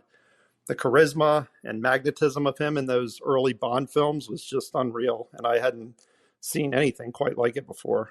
Needless to say, a brand new fan was born that night, and I've been obsessed ever since. My thoughts go out to Sir Sean's family and the whole world of James Bond. Thanks, guys, for doing this, and take care.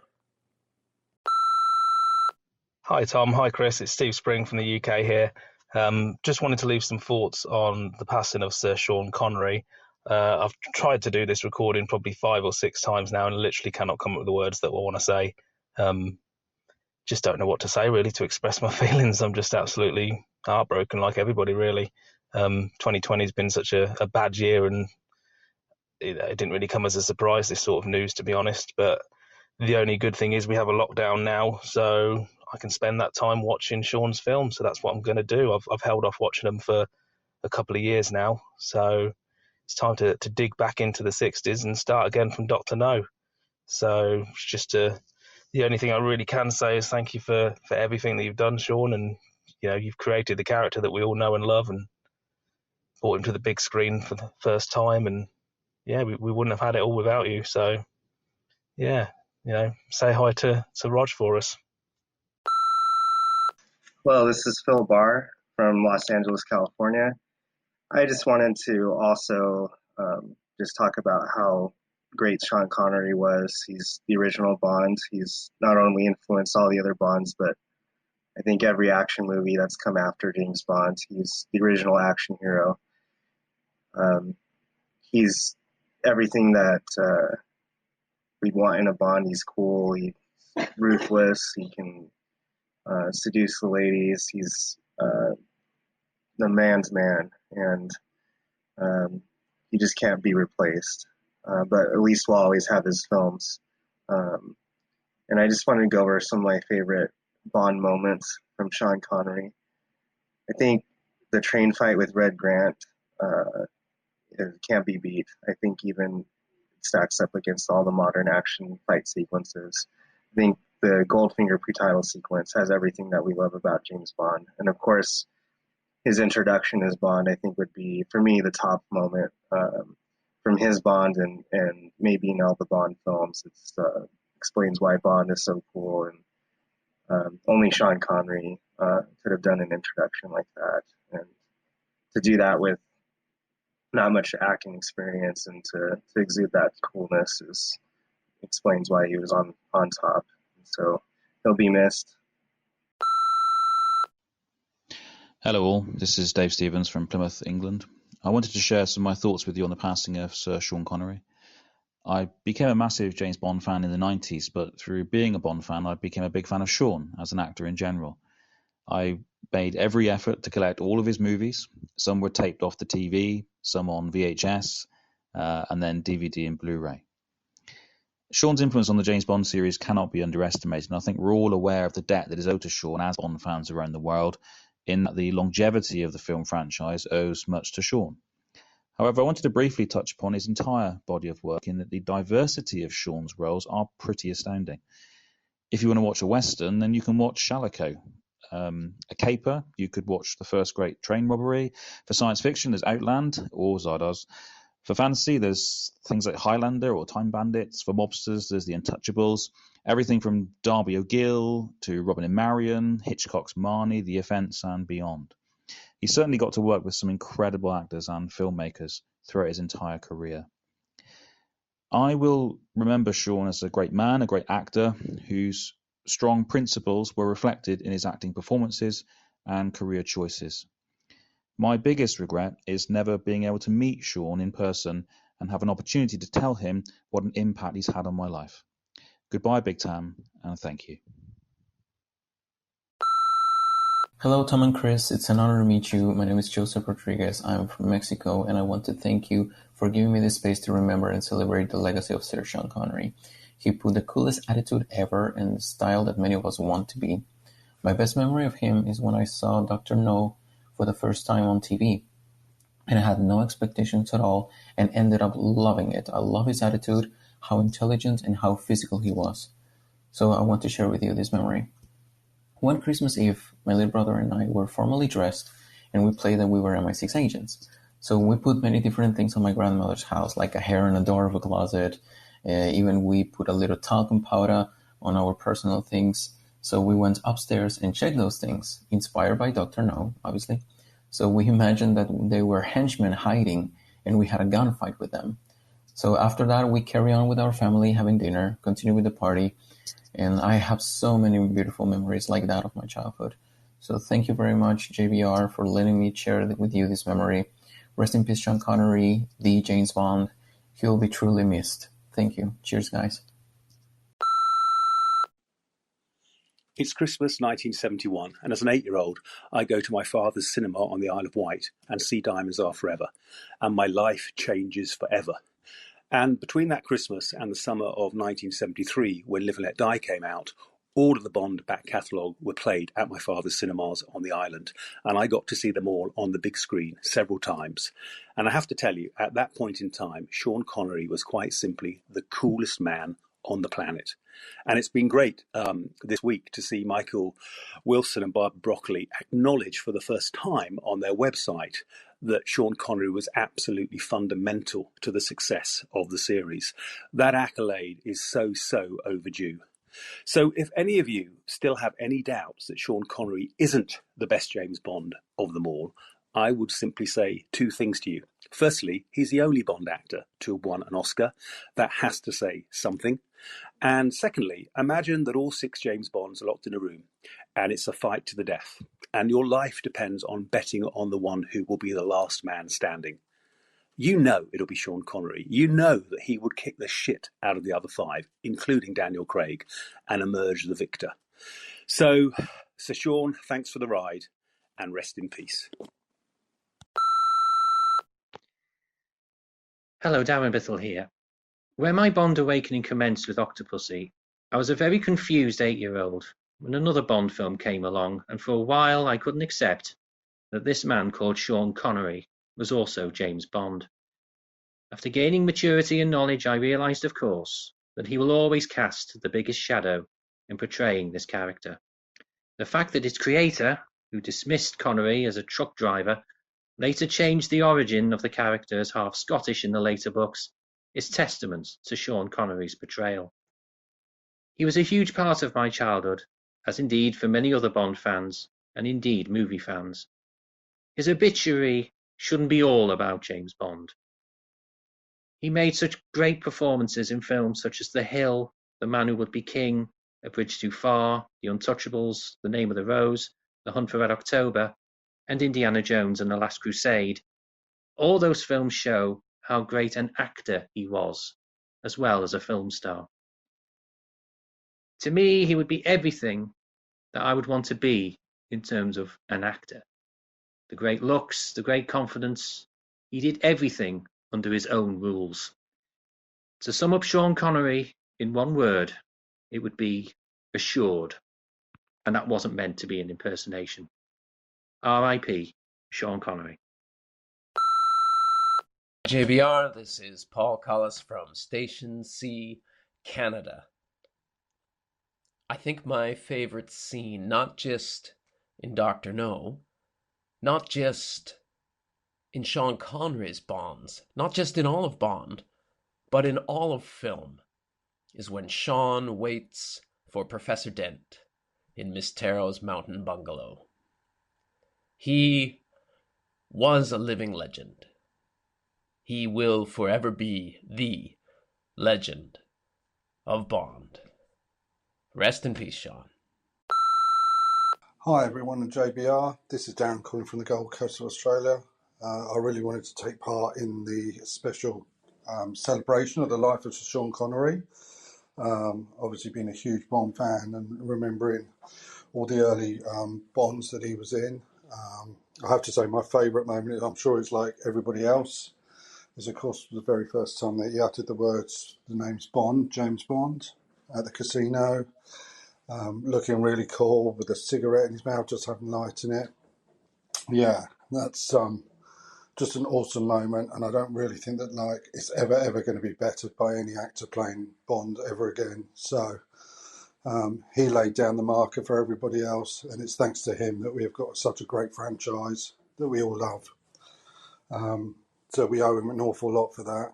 So yeah, I really love the man. So yeah, thank you very much, and hope to speak to you all soon. See ya. This is JJ Boudreau from Louisville, Kentucky. My first Bond was Never Say Never Again, and despite what people say, I still love that movie. It was, like I said, my introduction to Bond. I was about 8 years old, I would say, and after watching it on one of the cable networks, HBO or something like that, my dad said, there's a bunch more of these, right? And my jaw hit the floor, and I said, let's please find them and let's watch them. Come to find out, he had been a fan of Bond since day one, and ever since that day, it's been one of many of the things that we do together. So I've got Sean Connery, Sir Sean, to thank for that, and rest in peace. Good long life, good career, and you brought all of us together for so many moments. James Bond Radio, all the other guys on the internet that do what they do. Thank you, and keep it up. Hey boys, Frank from Jersey here. Sad day with the loss of Sir Sean Connery. He will be missed. Not only as the original Bond, but so many other great movies. Loved him on Untouchables, on Indiana Jones, one of my guilty pleasures, The Rock, Outlander, and so many more. But I got to tell you, being married to a beautiful redhead, I got to say my favorite line was from Diamonds Are Forever, the comment about as long as the collars and cuffs match. Love that line. Anyway, thank you guys for all the work, hard work. Hi guys, Rob here from Station D in Dublin. Very sad day. That being said, 90 years of age, to die in your sleep peacefully in the Bahamas, it's a pretty good going, all things considered, surrounded by family. If I have to go, that's how I choose to go. I think Sean Connery was a very complicated man. I think a lot of people have talked about that already. I don't think that needs to be said today. That being said, I cherish so many of the memories I have watching the movies. My dad introduced me to Sean Connery, as I think a lot of dads probably did. He used to tell me the story about how he went to a screening of Dr. No as a kid and he won 30 shillings, which I always thought sounded amazing. I think the best thing about Sean Connery, the reason he will always be the best Bond forever, is because he could actually appear in any of the films and it would work.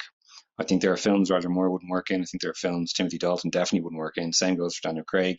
Sean Connery could appear in absolutely any of the James Bond films and he would be amazing.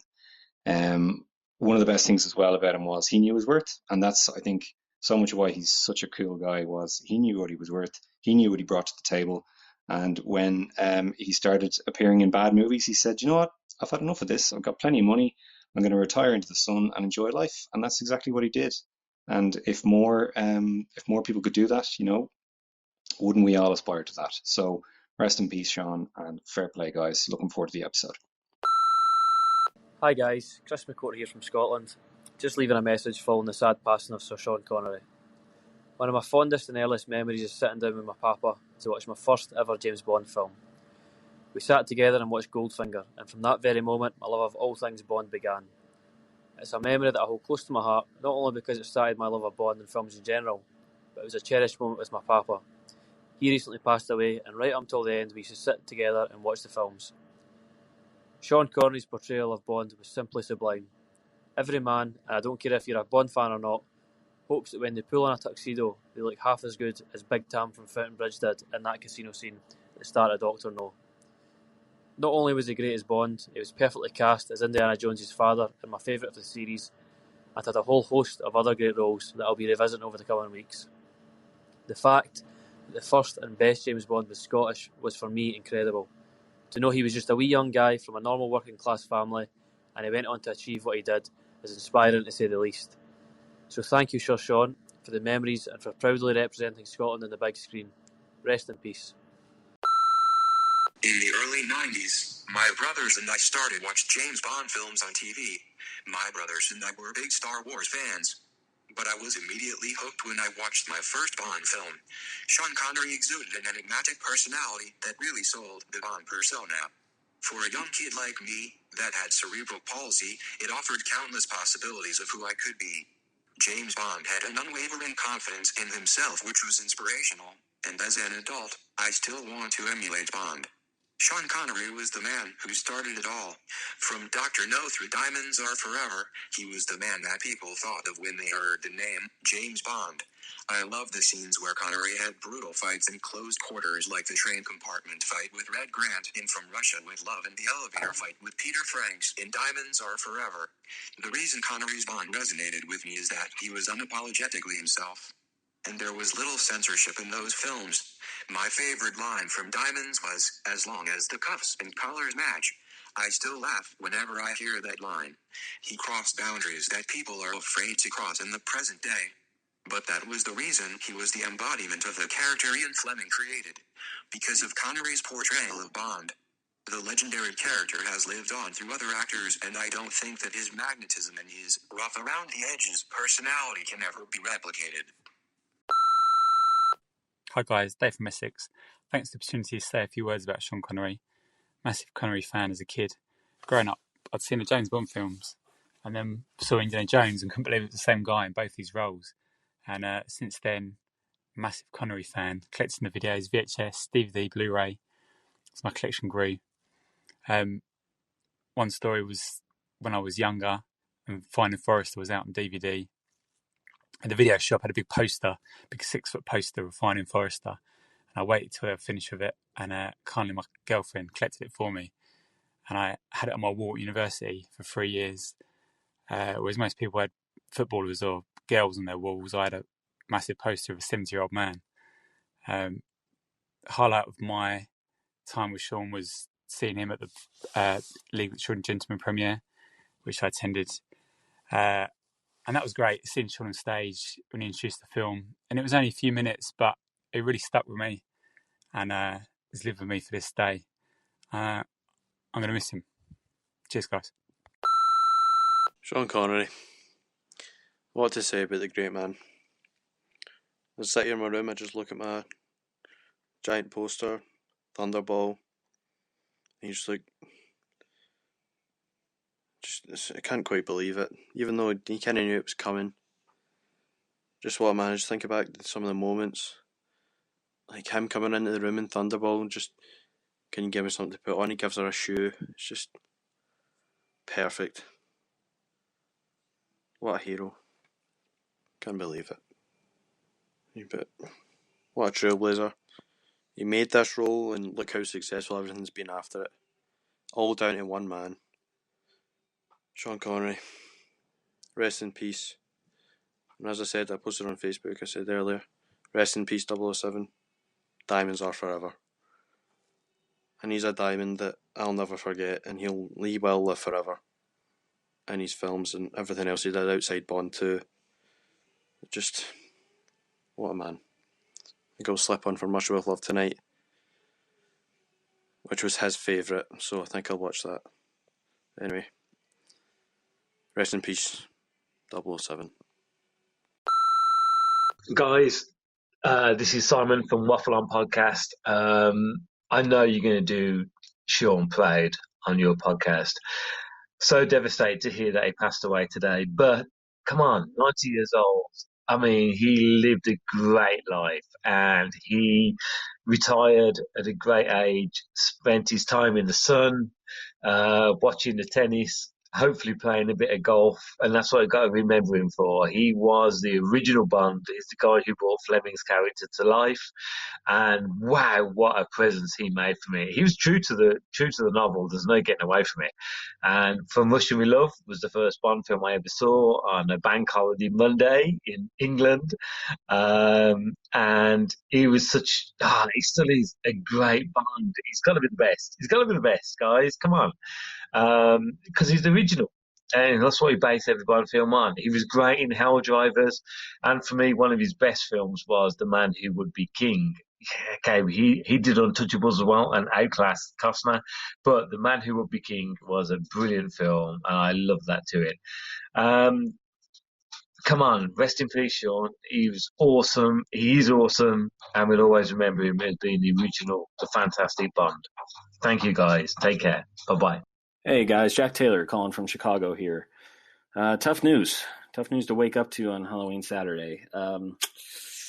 It's really allowed me to look back on what Sean Connery has meant to me as not only a James Bond fan, but a fan of the movies in general. And I realized he was one of the first, if not the first movie stars I ever looked up to as a kid. To me, he defined what it meant to be cool. Like, you look up the word cool in the dictionary, right next to it, you see Sean Connery sitting at the card table in Dr. No. You know, that's the epitome of cool. He really stole the show too. He had such a dominant screen presence to him. No matter what was going on in the frame, whether explosions, beautiful women, somehow I still find my eyes glued to Sean Connery, thinking how cool it would be to be that guy. He's always going to be on my Mount Rushmore of James Bond. I don't know where the franchise would be if anybody else played the role to kick it off. I think he nailed it. He did a great job. And the great thing about these films, it's almost like a painting, right? The artist might be gone, but the films, then the artwork is here to stay. And that's going to stay forever. And I'm going to be watching these films a hell of a lot in the remaining months here, 2020. It's a great way to honor the artist, honor his legacy. So really grateful for everything he did for the franchise and for movie fans all over the world. Thanks, guys. This is Ozzy Kilgallen from Perth, Western Australia. I had just finished reading the Empire article and looking at the wonderful poster of Zardoz that's out this month in Australia. And then the news about Sean broke. Very sad to hear this, but I'd just like to say my thoughts are with Sean and his family and with the rest of the James Bond community around the world. I often wonder what I might say if I met Sean, and I think really what I'd just say is thank you, a big thank you, because what he and the rest of the Bond team launched way back in 1962, before I was born, has stayed with me my entire life, and it's something that I enjoy, I celebrate, and spend a lot of time thinking about. It's educated me in many, many ways. It's made me think about the world in certain ways, and my love of travelling, my love of skiing, and many other things that I do stem from my curiosity about James Bond and what he has done and where he has been. So I raise a glass to you, Sean, and to the entire Bond family as we salute you. Many thoughts with you today and always. Thank you very much. God bless. Hi, this is Darren, calling from Edinburgh in Scotland. Fellow Scot. Very, very sad at the news at the weekend. Sean Connery was probably one of my favourite actors of all time. I think his roles in the 80s, 90s and the 2000s, I think his body of work is incredible. Obviously he's the original and for me still the best James Bond.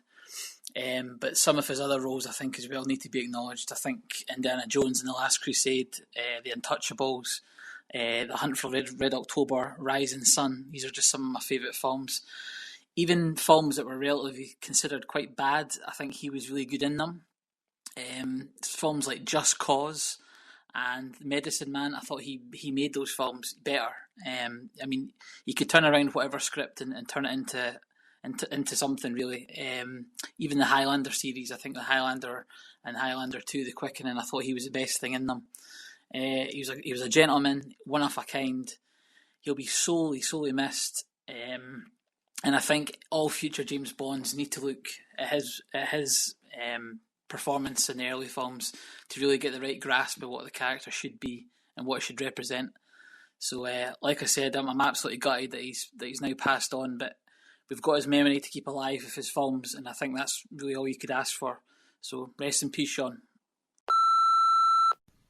Yeah, as a young boy, I was 8 years of age. I went to see You Only Live Twice. And as an 8-year-old boy, I looked up at the poster and I said, "Who's this Sean Connery, ma'am?"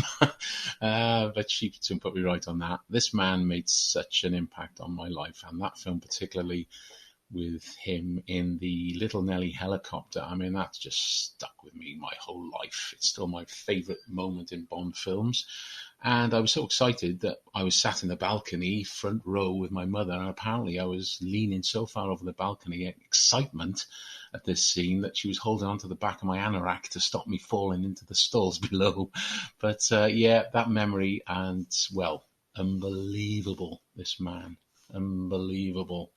The arrogance in his characterization of Bond is what sticks with me the most, and he'll never be topped. Never. So in 90 seconds, I don't think that's enough time to say what a legend Sean Connery was. I am completely gutted that he's gone, but I'm so happy that he went peacefully in the Bahamas. What an absolute legend. I mean, just to have that stamp on the world, to be literally the coolest man on the planet for 60 years, essentially, is just amazing to me. But yeah, I guess when I think of Sean, I just think of his amazing roles, obviously as Bond. But I mean, all the other ones outside that. My first experience with him on the big screen was The Rock, and I still love that movie with every fiber of my being. But I guess I'll just I love the quotes of Connery, and so I guess my two favorite quotes of his were obviously from The Rock was "Winners go home and fuck the prom queen." It's a pretty amazing line, and my favorite line that he ever uttered in any movie whatsoever was in Diamonds Are Forever, when the guys get the drop on him, they got the guns pointed at him, and he just looks them square in the eye, and he just says, "I'm afraid you've caught me with more than my hand job," and that literally makes me belly laugh every time I hear it. So just an amazing man, and just the way he uttered lines and just his sheer masculinity. It's just, it's a model to us all. So, Sean, wherever you are, buddy, I hope they have a golf course there for you and a martini chilled just for you. We'll miss you. Hi guys, Gordon Webster from Glasgow here. Very teary at the moment, a few hours after hearing about the passing of Sir Sean Connery. Absolutely devastated at the news. I dreaded this day for quite a while. Sir Sean was always the number one Bond for me. And I really think he peaked in Thunderball. I adore all his films. I adore all the other Bond actors, but for me, he was always number one. In Doctor No, he perfectly captured the Bond of the books. He has a delivery like no other actor. I love so many of his other films. There's so many hits, like The Rock, I think, is a very underrated film with a great performance by him. Indiana Jones and the Last Crusade, a cracker. The Untouchables, great as well. The League of Extraordinary Gentlemen. There's so many good films. And Sir Sean, you'll be much missed. I hope you're up there in the sky with Sir Roger up playing golf, having a game of backgammon. Thank you for all you did for us Bond fans. Thanks, Sean. Bye. Hi, Scott here from Western Australia. It's a funny thing writing a tribute for someone who I never met, and being a child of the 90s from a very different age than me. I realise that Sir Sean means a lot of different things to a lot of different people as well, so I can only speak for myself. I was getting into my teens when I first started watching the Bond movies, so as a young man, what struck me about Sir Sean was the way he carried himself. He just exuded natural confidence and charisma. I really got into Bond around this time as well, so I started reading interviews, books, and documentaries as well on Bond and Sir Sean, and it was amazing to hear someone who had come from nothing to really become someone, how he was an artist that never sold out, and even at the time he retired, he was still uniquely himself and didn't appear to be anyone else. And you can tell this because of the way that his accent never changes in any of his movies. When hearing about his death, my brother messaged me to say sorry. He wasn't even a Bond fan, but he knew how much Sir Sean meant to me. So growing up, Sir Sean became a role model to me. How to be a man, how to stand up straight, how to speak my mind, how to stay true to myself, and hopefully maybe carry a bit of that trademark swagger and confidence. I'm sure that this is the same for many other young men as well, and that's a pretty profound thing. So thanks, Sir Sean, for being such a great role model for me on how to be a man, and also thanks for being a hell of an actor. Hello, this is Francisco calling from Sunnyvale, California. I wanted to pay my respects to Sir Sean Connery.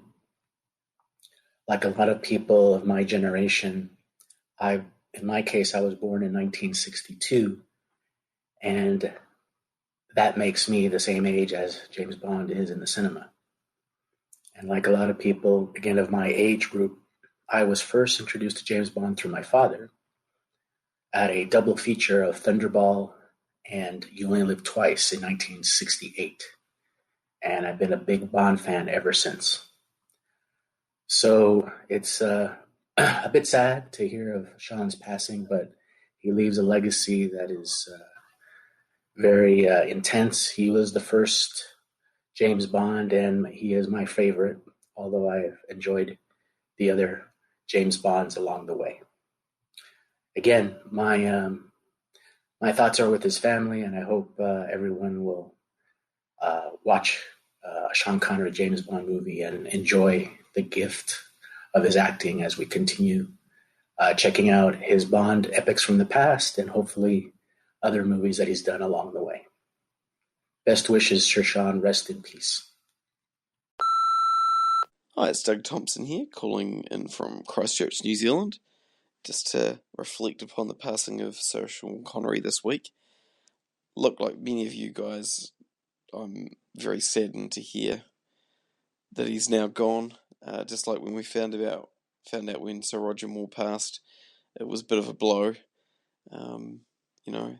There are fewer men who've played Bond than who've walked on the moon, so it's a pretty special role to have, and Sir Sean totally smashed that role.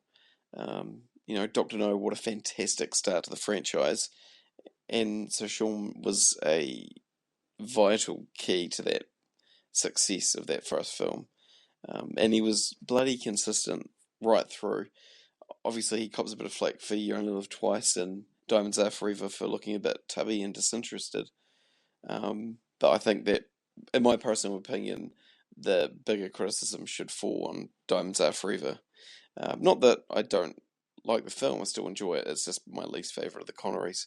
I actually prefer him in Never Say Never Again than Diamonds Are Forever. That's just my personal opinion. But what a fantastic actor he was, look at all the other fantastic films that he was in. A true legend, and he will be deeply missed. Bye! Hello, James Bond Radio. This is Hunter Jameson paying my tribute to the passing of Sir Sean Connery.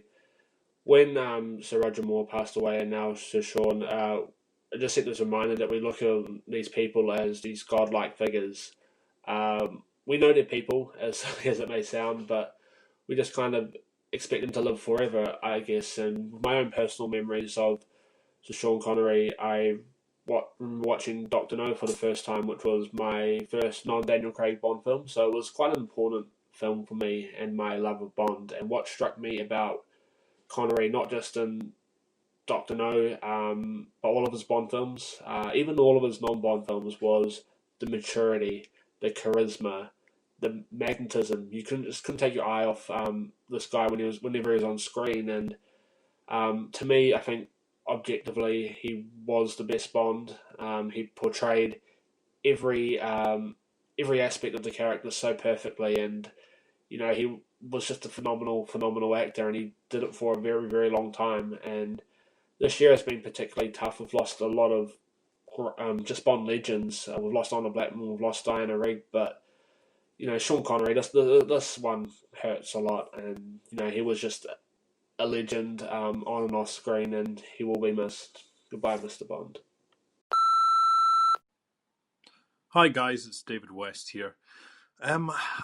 I've just recently moved back to Edinburgh, Sean Connery's hometown, and so when the news hit that Sean Connery had passed away, it was a very similar gut punch to how I felt when Roger had passed away. It's like, these people really matter to us, and it sounds really silly, but it's true. But looking out over Edinburgh, of this view that I have, the sun came out just like shortly after I heard the news, and there was something quite poetic about that, which kind of warmed my cockles a bit. So obviously it's a big loss for Bond fans, but I was just reminded of what an icon he was. He wasn't just a loss for us Bond fans; it's like a loss for movie fans, and what an incredible actor he was. But just as a Scottish icon as well. I remember watching the news. STV, Nicola Sturgeon, the First Minister of Scotland, gave a little segment about Sean Connery, and I'm racking my brains thinking, what other film star or actor would get would get a world leader talking about them on the news? That's it's phenomenal. So Sean Connery, what a legacy he's left behind, and he's always going to live on. Good old Big Tam. See you later, guys. This is Agent Ben from North Carolina. Earlier this year, I started rewatching the Bond franchise and loved going back to the originals and again seeing my favorite Bond, Sir Sean Connery. He was a legendary actor, easily portraying the cool and suave spy while still being able to show some stunt work prowess. Toupee or not, Connery was born to play Bond, and though Goldfinger's iconic, I adore From Russia with Love the most with its story beats and action scenes. Also wanted to shout out The Untouchables and Indiana Jones and the Last Crusade, the latter of which is an all-time fave, and I have countless memories playing with the toys and impersonating Connery's incredible Scottish accent with my friends, who will be deeply missed but never forgotten. Hi there, Gavin Ludlow Thompson from London, currently stationed in Station P, Paris, in lockdown. Sean Connery, what an amazing man. Without him, I doubt whether we'd be watching Bond films today, particularly those first three that he made. The moment you first see him on screen, when he utters those time-honoured words, Bond, James Bond, that amazing sequence with Red Grant on the train, with the case, to Goldfinger. Quite frankly, Goldfinger is not only the best Bond film, but it is the best movie I have ever seen. First saw it when I was 7 with my dad, been watching it ever since. It never dies. 3 great scenes from that film. Connery coming out of the bathroom to see the woman covered in gold paint. His reaction when he sees the hat taking off the head of the statue, and just that amazing sequence where he's about to be lasered in half. These are just iconic scenes that have just never been beaten in any other film, even Gone with the Wind or Ben-Hur or Casablanca or any of those greats. They're wonderful films, but just Goldfinger beats them all. Rest in peace, Sean, and keep up the good work, guys. Bye now. Richard Knox here, long-time listener of JBR. The message for Roger and now for Sean. What can I say? Sean Connery is the absolute definition of a legend. He is the definitive James Bond. He defined it. Without him, we wouldn't be here today, really. But he leaves behind an incredible legacy, not only within Bond, but throughout his whole entire life. Such a varied kind of backlog of films, incredible performances. We'll go back and look at his resume and discover films, Sean Connery films that we haven't even seen before. And I know I've got a list that I want to watch, but incredible, incredible legacy. And, Billy Connolly once said that Sean Connery was more famous than the pub, and he was right. Who doesn't know of Sean Connery? The world's a little sadder now with his lossing, but another time, another place. God bless you, good sir. Good night. Hello there, I'm Vicky Hodges from Wolverhampton in the UK. This is my tribute to Sean. He had it all. S, star quality. E, enigmatic. A, animalistic. N, never be another like him. Rest in peace, Sean, a true legend. Hello, Tom and Chris, and the rest of the JBR family. This is Scott Monty calling from Wisconsin. Oh, tough news about Sean. I actually could say safely I would rather have listened to part 3 of Die Another Day than discuss the passing of Sean. Sean started my obsession with Bond. He will always be my number one favorite Bond, and I've asked myself, what would be my favorite James Bond movie with Sean? And I came up with a tie. I'm going to go with From Russia with Love and Thunderball. My favorite Bond moment has to be the fight on the train with Red Grant. I think Sean played that perfectly. Other things that I think about Sean, maybe outside of the Bond world, I love the movie Entrapment. I think he was really good in The Rock, but probably my favorite non-Bond role for Sean would be Indiana Jones's father in The Last Crusade. Love that movie. Great movie.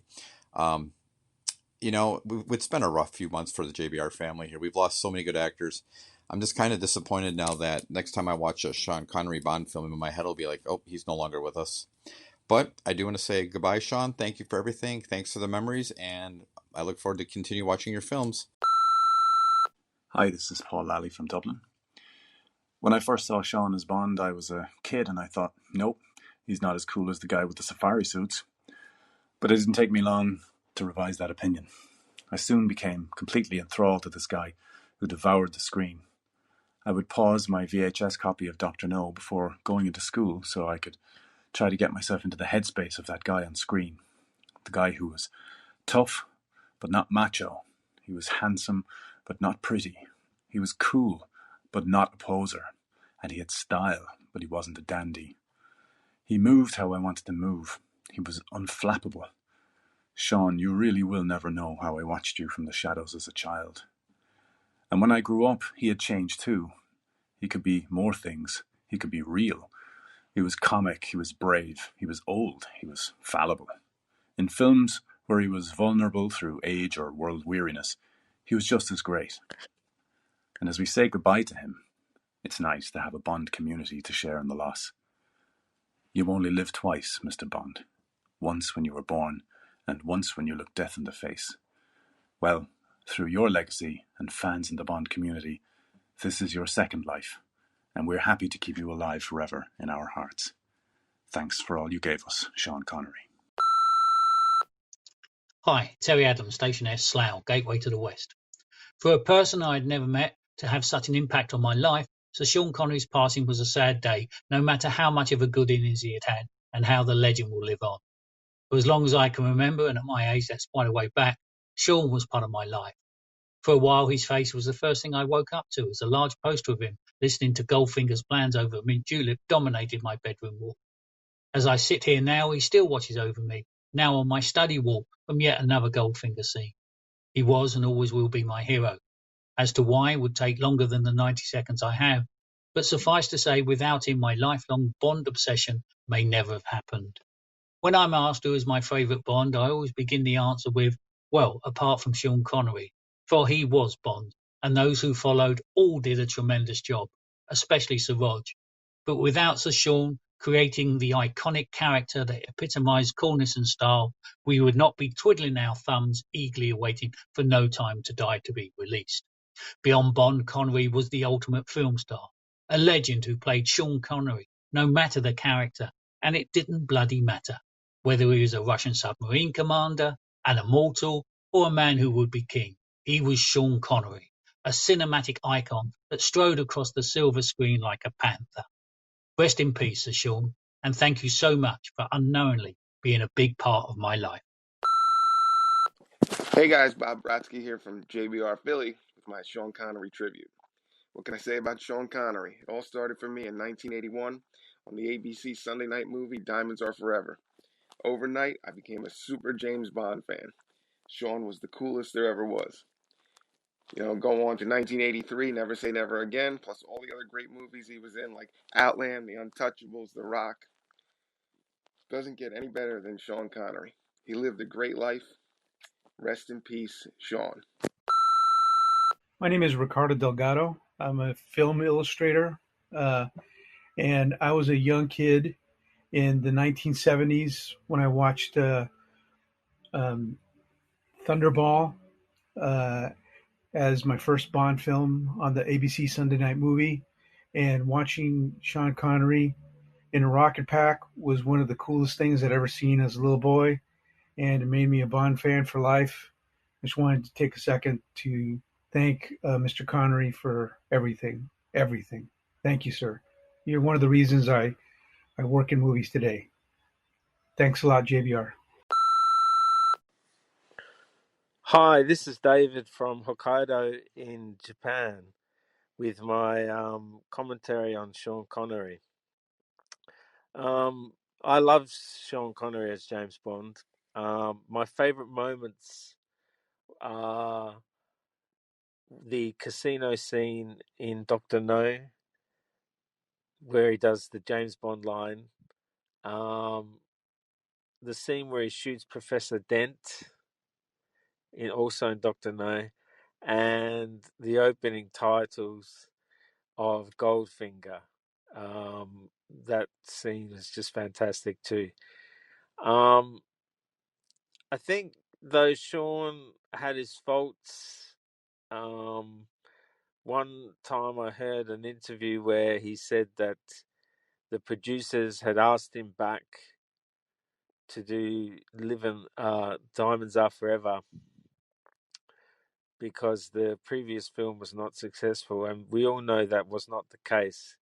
We all know that George just didn't want to do another one. But hey, nobody's perfect, and I think Sean will always be remembered for his movies, his James Bond movies, and also his non-James Bond movies, but especially his James Bond movies. Thank you. Here's my thoughts on Sean Connery. I thought he was a great Bond, and it's hard to see him go, but at least we can look back to his movies and see how good he was, really. And hopefully people who haven't seen Bond could see him nowadays, because you know that the first movie really makes sense right now, in the times we live in, Dr. No. But he also played many roles, such as Indiana Jones' father and other movies that he played in. Like I watched Tarzan just a few days ago, and I thought that was a great movie he was in. So he was just a great actor in general. I think if he didn't even have Bond, he would have been right up there with the other great actors like Marlon Brando, I would say. But he chose a lot of different roles. He actually got turned down a lot of famous roles, which, is a testament to how great of an actor he is, And so I think that it's kind of hard, but, we'll get through it. Hopefully we can just watch his movies that we haven't seen and kind of celebrate his life, And he had a Bond life. He died in the Bahamas, which is a Bond thing to do. And that's it. The first time in which I watched a Sean Connery movie was with my father. I was about 8-9 years old, and it was Goldfinger, the film which established the Bond formula. Of course, Dr. No One from Russia with Lover successes, but it was with Goldfinger that James Bond became a global phenomenon.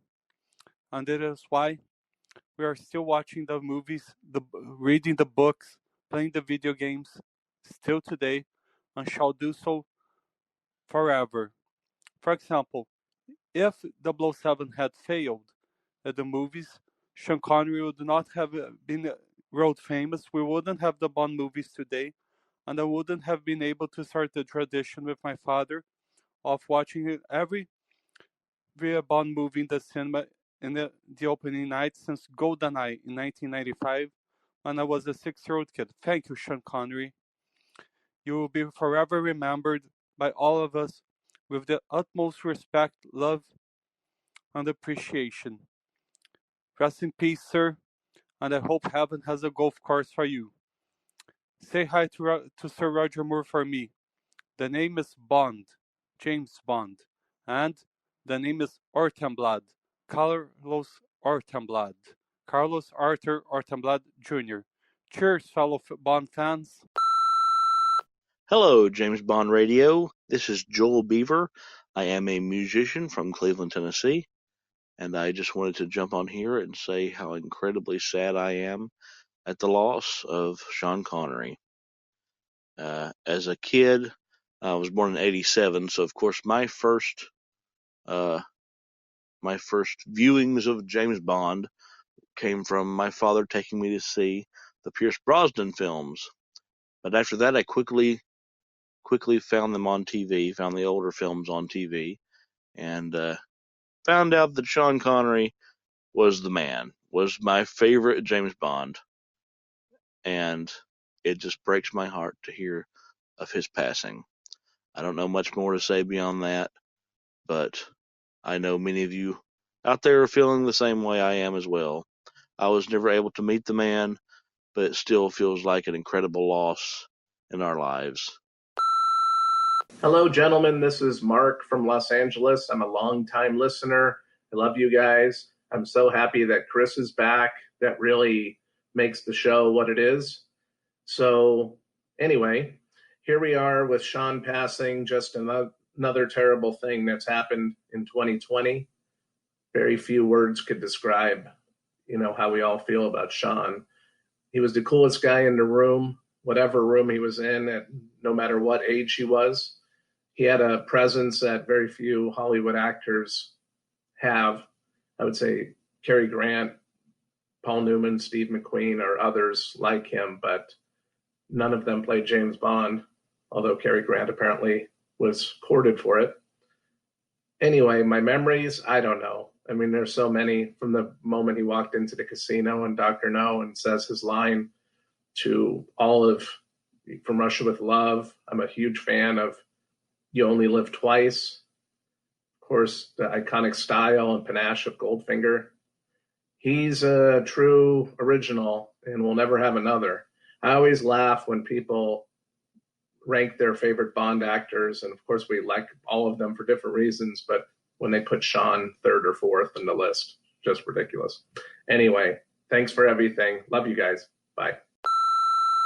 Hey, Tom and Chris, and the rest of the JBR gang. This is Shamir Ravji calling from Station C, Canada, regarding the 90-second review of the passing of Sir Sean.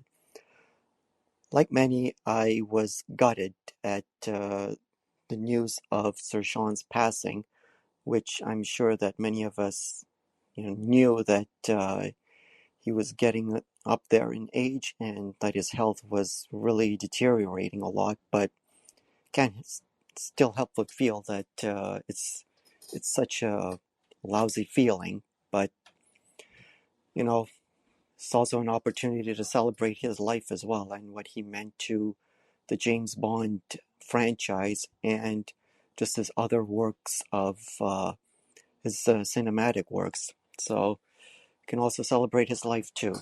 But for me, Sir Sean was James Bond, as I started watching Goldfinger as a young kid, and it was Sir Sean as in Goldfinger. So that's really the memory that I really have the most when it comes to Sir Sean as James Bond. Rest in peace, Sean. I know that Roger Moore, sure you'll enjoy it with the rest of the community members who have. What's going on, guys? This is Joseph Thomas. I'm from the U.S., and my favorite memory from Sean Connery has to be from when I was a kid at the age of 5, and my grandfather showed me the first original 3 Bond films for the first time, being Dr. No, For Russia with Love, and Goldfinger.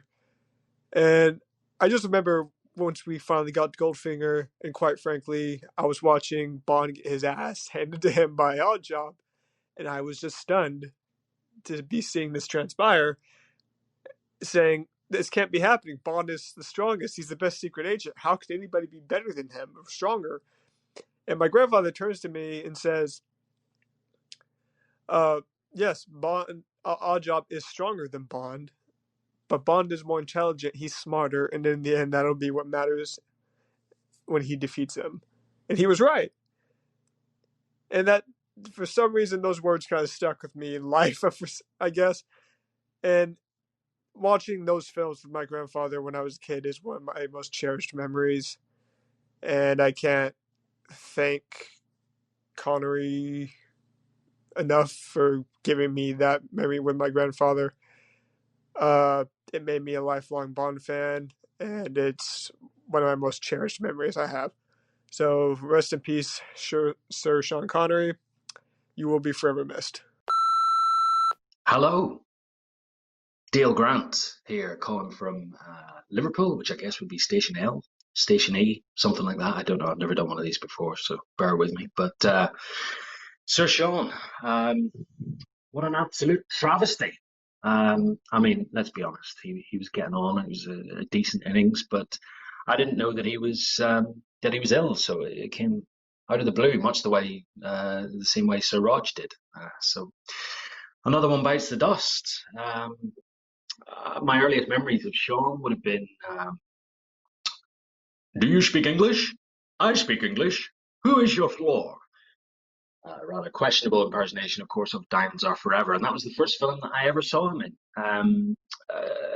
I had seen other Bond films before that, but that was the first one with him in it. And I remember just as a kid being so struck by it. I just wanted to be him. He was so damn cool. Coolest man in cinema. Coolest man probably ever. So yeah, I mean, it's just so sad. I'm gonna miss him still being around and knowing that he's still around. I heard someone say James Bond didn't make Sean Connery. Sean Connery made James Bond, and I think that really sums up, how grateful us as Bond fans should be to him for doing what he did and kicking it all off. Rest in peace, mucker. Sean Connery came into my life in 1967 when I was 7 years old. My dad took me to see You Only Live Twice on its original release. He'd been a Bond fan since From Russia with Love, and he decided that this was the film that I should see because I was into the space race and I was into Thunderbirds, and he felt I was old enough to see it. And it just blew me away. Connery seemed beyond heroic, beyond anything I'd seen before. And so I was immediately a James Bond fan. Years later, I was asked by the president of the James Bond British Fan Club, when Connery was promoting Never Say Never Again, to get an autograph for the fan club magazine. And I arrived at Capital Radio to get this autograph, and Connery was fantastic. But standing next to him, he just seemed to glow. He seemed so healthy, so indestructible, that to hear now, years later, that he's no longer with us, just is unreal. He seems like I've lost a personal friend, a person that was with me all my life. I just thought he was indestructible. But what a hero, what a legend, and what a James Bond. The best, undoubtedly. Hi guys, Sean O'Hare here, just leaving a quick message about Sean Connery. Yeah, it was a bit of a shock whenever the news came through over the weekend there. I know he lived to a ripe old age of 90, but it's still a shock whenever the news came through, seeing it on everyone's phones were going, lighting up whenever the news came through. Look, Sean Connery set the template for James Bond, And I know a lot of people have been talking this last few days. He's probably the main reason why Bond has continued right up until today. He set the benchmark. The early films in the 60s, people keep referring back to Beatlemania, but it's true. The people went to the Bond films to see Sean Connery. Everyone wanted to be him. Definitely, whenever you watch the films, he's that sort of aura about him. He's brilliant as Bond. And even the films in his later years, like we're looking at Indiana Jones, The Last Crusade, The Rock, films like that, the man was a genius. He was brilliant, and a huge loss. No, maybe just pity that he sort of fell away from the Bond series, and maybe was more connected and probably got more information and more interviews and documentaries we could look back on. But look, we always have the films, and at the end of the day, he was a genius, and he is James Bond. Thanks, guys. Keep up the good work. Talk to you soon. Hello, Tom and Chris, JBR listeners. This is Agent Brining calling from Station T, Texas. Wow, what a week. I think, unfortunately, sooner or later, we knew this was coming, and, well, it finally came. Like so many others out there, I was first introduced to James Bond through my father. Back in 1999, I was 3 years old when The World Is Not Enough was released, and as much as I'd like to tell you that I went to the theater to see it, that was not the case. Later that next year, one day my dad brought home our very first DVD player with a copy of The World Is Not Enough. But when he grew up, Sean Connery was his Bond, and he said to us that Sean Connery would be our Bond. So before we were allowed to watch The World's Not Enough, he went out and got his favorite Bond movie, You Only Live Twice. And that was the first one I ever saw. And as a 3-year-old, my whole life changed right then and there. It's been Bond ever since, nonstop. And Connery's my Bond, just like my father's before me. And all I can say is thanks for everything, Sean. You've influenced probably every single aspect of my life. Rest in peace. I hope the golf course is green. Hi, this is Rob Smith calling from Leatherhead in Surrey. Sean was my first Bond when I saw him in Dr. No, age 7, and he will always be my 007. His charisma, his style, his great presence will never be equalled. He is a true legend of cinema, and I think actually a cultural icon of the 20th century. For me, his definitive Bond moment, I think, is, and it could actually be my favourite scene in the whole series, is the scene in Dr. No where he kills Professor Dent in cold blood. The way he sits there calmly playing solitaire, waiting for his would-be assassin, and then sits there toying with his prey before uttering those famous words, "That's a Smith & Wesson, and you've had your 6. And then bang. I mean, you couldn't imagine any other film star of that era executing that scene with the same brutality that he possessed. When you think of people like Cary Grant or David Niven, Sean had that edge, that brutal edge, and I think that comes from his Scottish working class roots, and it's, that's what sets him apart and makes him unique. But he combined that brutality effortlessly with suave sophistication and masculinity, which is, of course, essential for Bond. He really was absolute perfection and set the standard for Bond forever. Hi, Tom and Chris, and the rest of the JBR radio family. This is Clark Hickman with my Sean Connery tribute. I've been trying to think of what to say, but I guess there's really nothing to say. Thank you, Sean, for bringing us everything that you have and for giving us what James Bond has become. So thanks for letting us do this, guys. Bye. Hello, JBR. This is Billy checking in from Station ED, the birthplace of Sir Sean Connery himself, Edinburgh in Scotland. As a fellow Scotsman who knows the area that Connery grew up in extremely well, it's always been a bit surreal to think that young Connery would have walked around here all the time when he was wee, playing in the streets, delivering milk, getting up to mischief, because obviously he's always been such a superstar to me, and it really is such a sad loss for the entire world that this diamond in the rough, this man that came from nothing to be everything, carved out this entire franchise that we all live and breathe for, was the reason for its success really in the early years, has sadly passed away. You know, this is a hero for most of us, just a wonderful man who changed everything. He really changed everything for all of us, and we owe him so much. I'm going to try and quickly tell a story of when I was lucky enough to stand in the presence of Sir Sean Connery and exchange a few words. I was only 10 years old at the time. This was back in 2004. He was opening a statue here in Edinburgh that was commemorating Sir Robert Louis Stevenson, the Scottish author, and the company that my dad worked for at the time was commissioning the statue. So he had a little bit of inside information and managed to sort of know where Connery was going to be on the build-up to the event. So we managed to approach him and say hello, and he signed a few things for me, and it was just an unbelievable experience. I'm so thankful for it and for everything that Connery done for all of us. Hello, JBR family. This is Dennis James Harden from upstate New York, calling to share some thoughts about the great Sir Sean Connery. Really is a bitter blow. We knew this would happen at some point, but words fail me in that regard. But a lot of memories of my folks taking me to see Connery and Never Say Never Again, the Presidio, the Untouchables. Anytime he came out with a new. My mom loved Connery. My dad loved Connery. We all did. And as Brosnan said, he casts a long shadow. And both he and Roger are tied, really, as my favorite Bonds. So it's bittersweet to think that they're not with us, but they are in spirit, and in our memories, and in our hearts.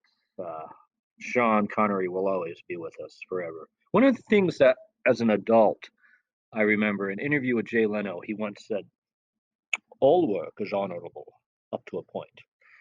And anytime I take a job that I'm not happy with, I remember that, because it lifts my spirits. Anytime, as I'm looking towards something better, Connery did a lot of jobs before Bond, so lots of things he did. So it's good advice. It's good to think about that from time to time. Anyway, we love you, Sean. We miss you, and you're the man. My name's Lee, Jeff Lee, from Hong Kong. When I was a young lad, Pierce Brosnan was my favorite Bond, and I couldn't understand why my dad always says Sean Connery is the best Bond. As I grew up and watched more and more Bond films, I started to understand why my dad really admired him, and now, at the age of 30, Sean Connery is definitely my favorite Bond. My dad is my hero, and Sir Sean Connery is my dad's hero. And I have to say that he is definitely what a real man should be, and all men should look up to. Rest in peace, Sir Sean Connery. You will be greatly missed by all the fans all over the world. I was brought up by my mum alone. Sean Connery, as Bond, was the major male influence and guide to me on what a man should wear, how he should conduct himself, and what he should aspire to be. That impression stays with me to this day. I know many people created the Bond of his movies, Terence Young, Guy Hamilton, and many more. But without Mr. Connery, they would not have been what they are, and my young world would have been without a guide. Many, many thanks, Mr. Connery, for your Bond, and so much more. We will miss you. Hi JBR, Matt Robenheimer here. Well, Sir Sean Connery wasn't the first James Bond that I ever saw, but he quickly became my favourite, and I think those first 4 Bond films that he acted in, they're just really the epitome of what makes cinematic James Bond so great. And I think Connery himself, from the very first scene, he just had his portrayal of Bond nailed down so well, and he certainly left a legacy of incredible performances for all the other actors who came after him to sort of aspire to being part of that tradition. as well as his Bond films. I think of all the actors who've played Bond, Connery is the one who has, in my opinion, the best career also outside of his 007 performances. So many great films that he acted in that are, rank amongst my favorite films of all time. So as sad as it is that he's passed, I think it's really cool that we get to celebrate his amazing career at this time. And I think all of us are reflecting on the great work that he did, and sort of it's work that we'll only grow in appreciation for in the years to come.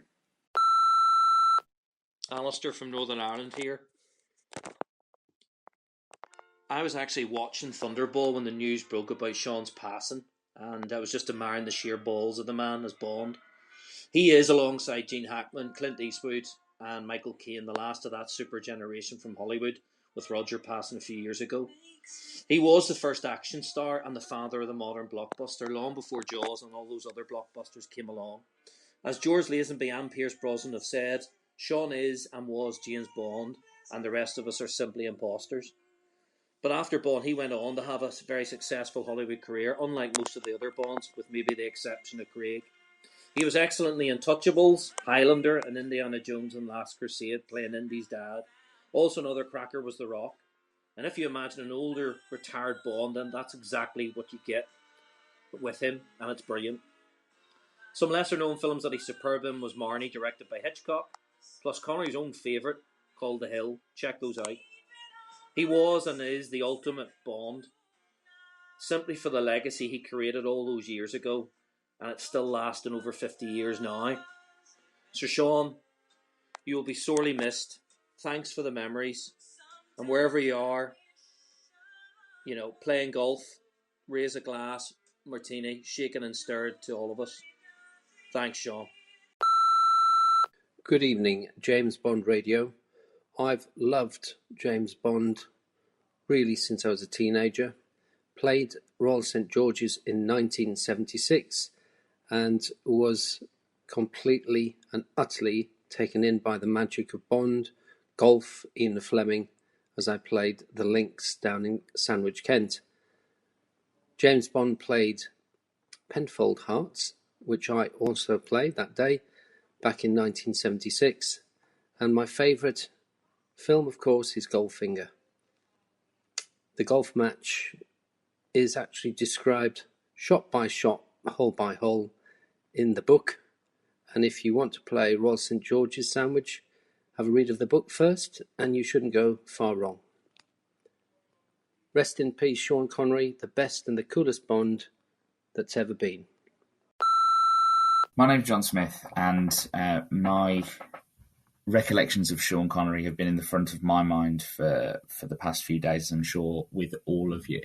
And my earliest memories of Sean are what I've been thinking about, and watching his early Bond films with my dad, and my dad referring to him as his hero. And he was this man that I looked up to, referring to someone else as his hero, and seeing how cool and suave and sophisticated and really measured about everything that Connery was, just gave me sort of this ideal of what Bond should be and what the ultimate British man should be. If I had to think of one moment that sticks in my mind of Connery, not just as Bond, but Connery at all, it's Thunderball when he's clay pigeon shooting with Largo. It seems terribly difficult. No, it isn't, is it? And that measure of cool is the bar by which I think everything else should be judged. We're going to miss him terribly. He was, is, and always will be Bond. Hello, James Bond Radio. This is Philip Matchford. My 90-second tribute to the great man, Sean Connery. And in true Sean Connery tradition, I'm doing this Highlander opening style. You'll have to look that up. Certainly Saturday was a very sad day. Sean was obviously the original James Bond, or the original screen James Bond, and gave us so many iconic moments like Bond, James Bond, and the DB5, and the Underneath the Mango Tree. and then later things like One Chatch. Without Sean, we'd never have had George doing his other fella thing. We'd never have had Roger attempting re-entry. Timothy would not have wanted the bloody machine turned off. And Pierce, well, he'd never got to do all those exciting things in that film we won't mention. And Daniel would never have had those films if it wasn't for Connery in Dr. No all those years ago, setting the template for everything that followed. Special mention to Goldfinger, my favourite Connery film, and the wonderful moments. And give yourself an opportunity to listen to the soundtrack of that, Enter Miami. What a fantastic song. R.I.P. Sean. James from James Bond Down Under. Sean is and will always be the very definition of James Bond. He will always be revered and admired, a true giant of cinema. Our top two agents now look down over us. Thank you, Sir Sean. Hello, JBR. This is Ralph speaking. At first, I wasn't sure what to say about Sir Sean Connery, and that's because I don't have the one specific personal memory as I do with Sir Roger, who got me into Bond in the first place. Connery was always there. He was omnipresent ever since, and I simply love all of Connery's cinematic work.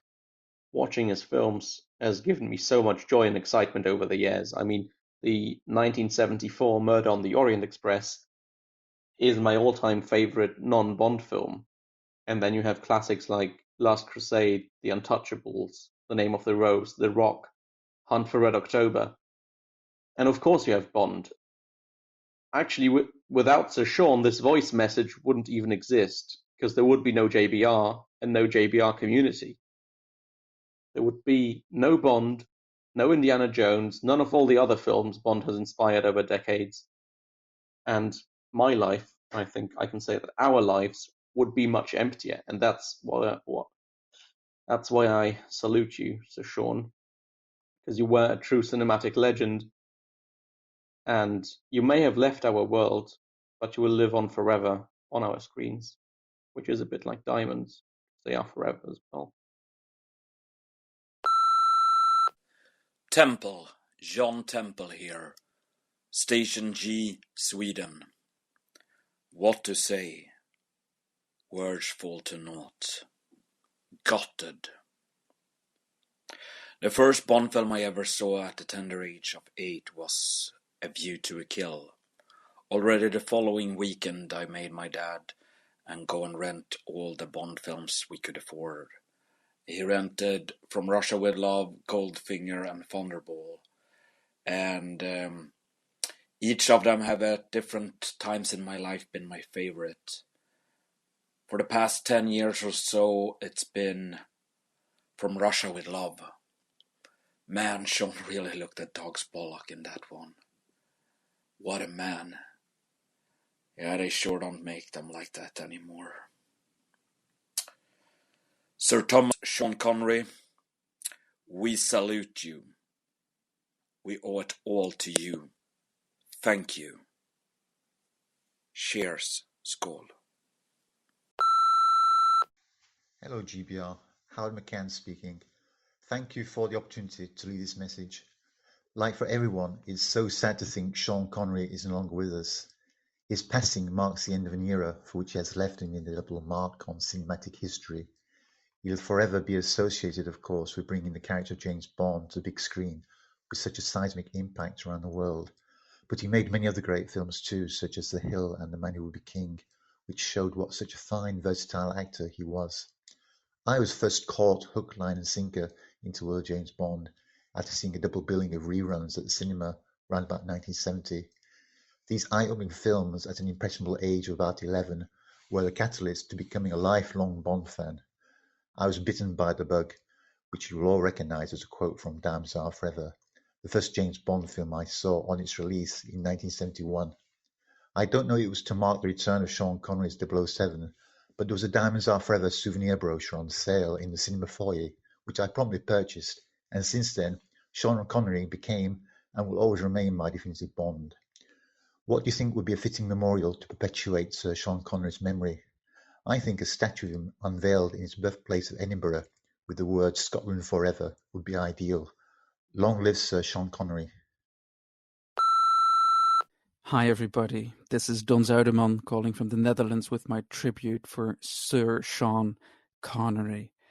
And I have to say, like probably everybody who's listening to this, I was absolutely gutted when I heard the news that he died last weekend.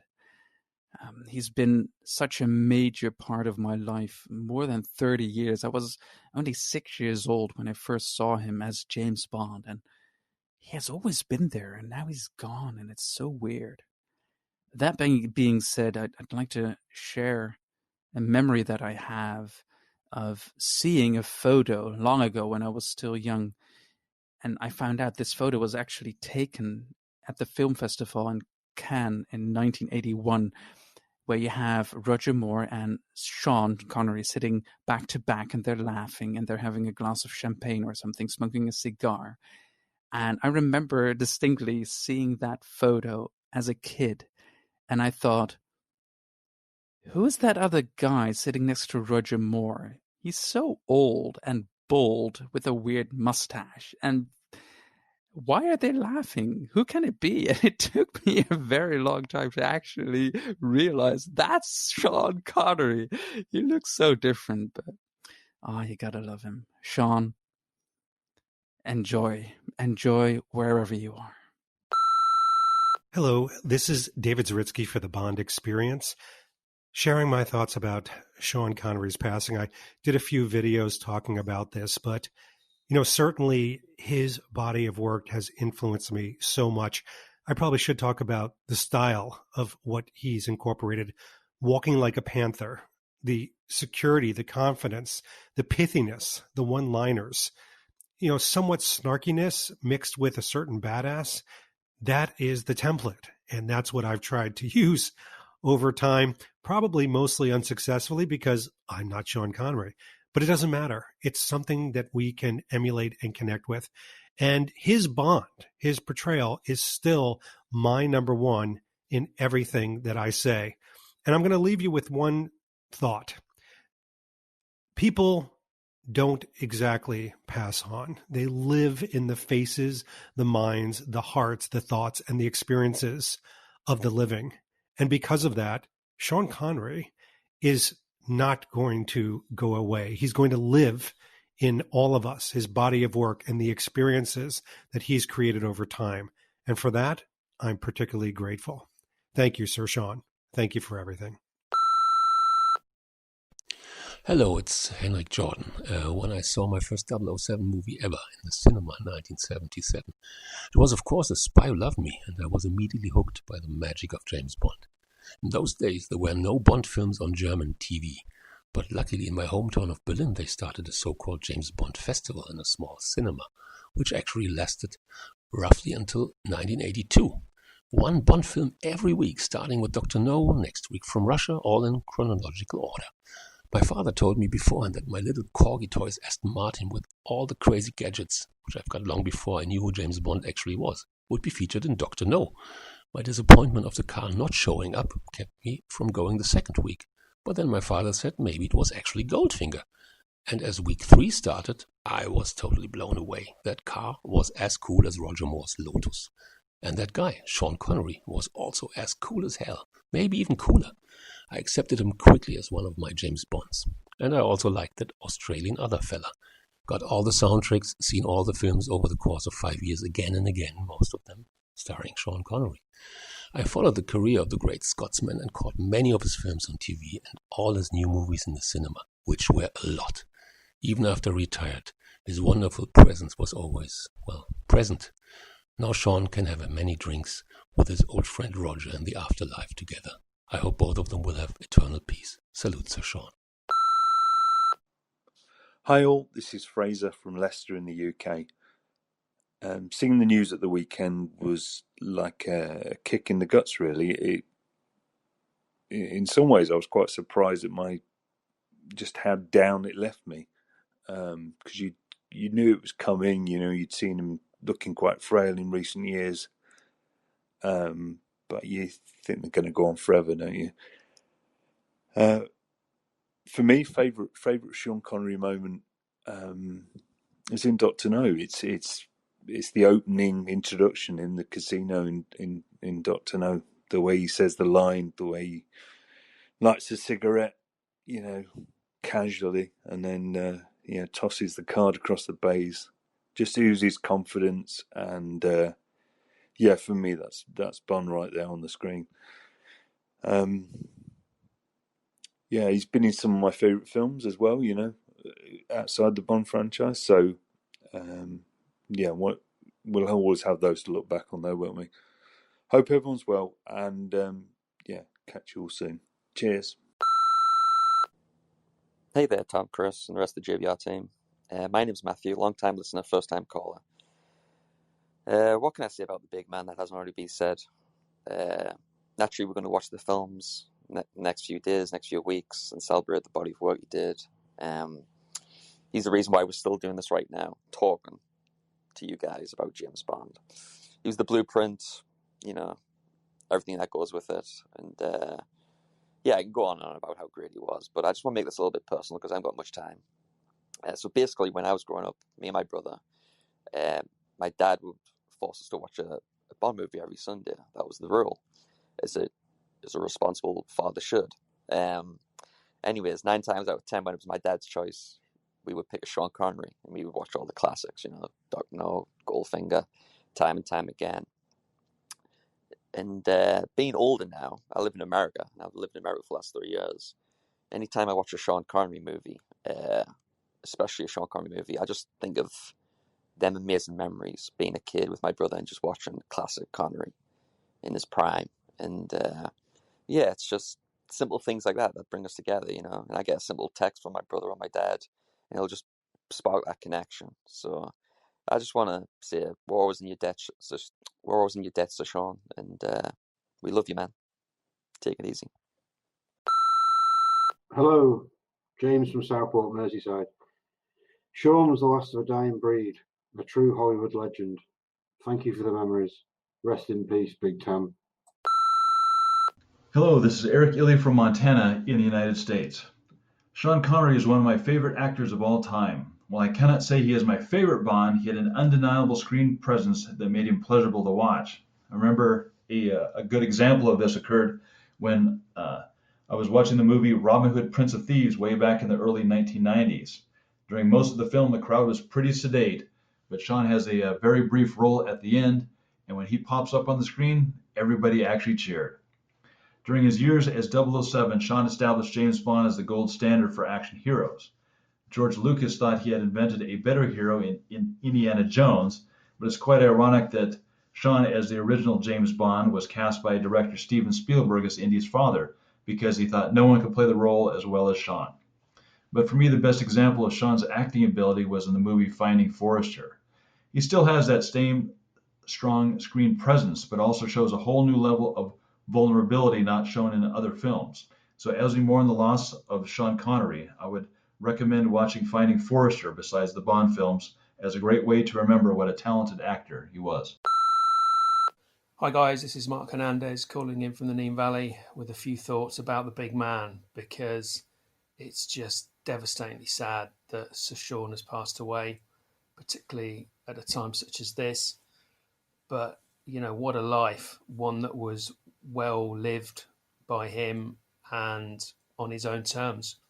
But when it comes to Bond, look, we all know that Connery was pretty much untouchable. Just from the moment you first see him in screen in Dr. No, there's just that great screen presence that he carried on throughout his time in the role. The epitome of 60s cool back in the day, and then of course his film career outside of it, both of which guarantee him, screen immortality. We'll be watching him for years and years to come. So many incredible moments during his time as Bond, obviously. if I have to pick one, I just, love the scene when he's in Little Nelly. I think that's just always. I remember seeing it as a kid and just loving it, and him flying high in the clouds, and that's all. I can't say any more. Hey Tom and Chris, hi JBR family.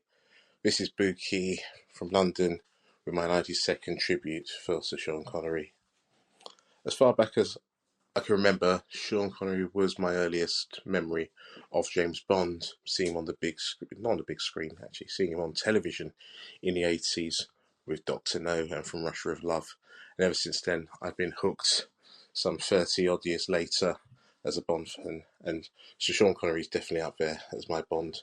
I was immediately struck in his early films, Dr. No, by his coolness, sophistication and suaveness, the way he moved as Harry and Cubby remarked, like a panther, always struck me. Definitely up there as my top Bond, along with Sir Roger, God rest his soul. Just hearing the news still raw with me last week. It was just such a big, massive shock. Just someone who's such a part of your life, iconic part of your life that you've never met, who's been such an influence in your everyday life, suddenly gone. Although he had a very good life, which is very comforting. I'd just like to say, Sir Sean Connery, if you can hear me, thank you very much for the memories and inspiration in my life. You will be missed. Rest in peace. God bless you. Javi Trujillo from The Bond Is Not Enough here, calling to leave a comment about the passing of Sir Sean Connery. Whether Sir Sean was your favorite Bond or your least, you can't deny the impact that he had on all those who followed him. The influence that he gave to all those other 5 actors at this point and to countless of fans can't be ignored. He left a mark on all of us in some way, shape, or form. And he left a body of work that will be celebrated for decades to come. Buongiorno, I'm Katina, Kat, calling from Los Angeles, California. And I'm probably 3rd generation James Bond, specifically Sean Connery, by way of me mom and Grams. They would always discuss his sex appeal, which I thought uncomfortable when I was younger, but not until I got older that I appreciate what they were talking about, as well as them for introducing me to Bond and just for being forward-thinking women. Specifically about Sean Connery, I feel like he represents the actual character, being tall, tan, and handsome. And I love Sean Connery's acting, his nonverbal acting as well, because he has great facial expressions, his interactions with Q, his smile, when he's being sneaky Bond and he's plucking a hair or putting powder on a briefcase, putting on his gun strap is awesome. I love him in the short shorts when he's swimming in Thunderball, his long walks in airports, but his manhandling of females to get that information is also enjoyable. He just has a natural talent for that for some reason. He is just the most handsome of them all, and he's a big reason why he is this cat's meow. Hello, JBR.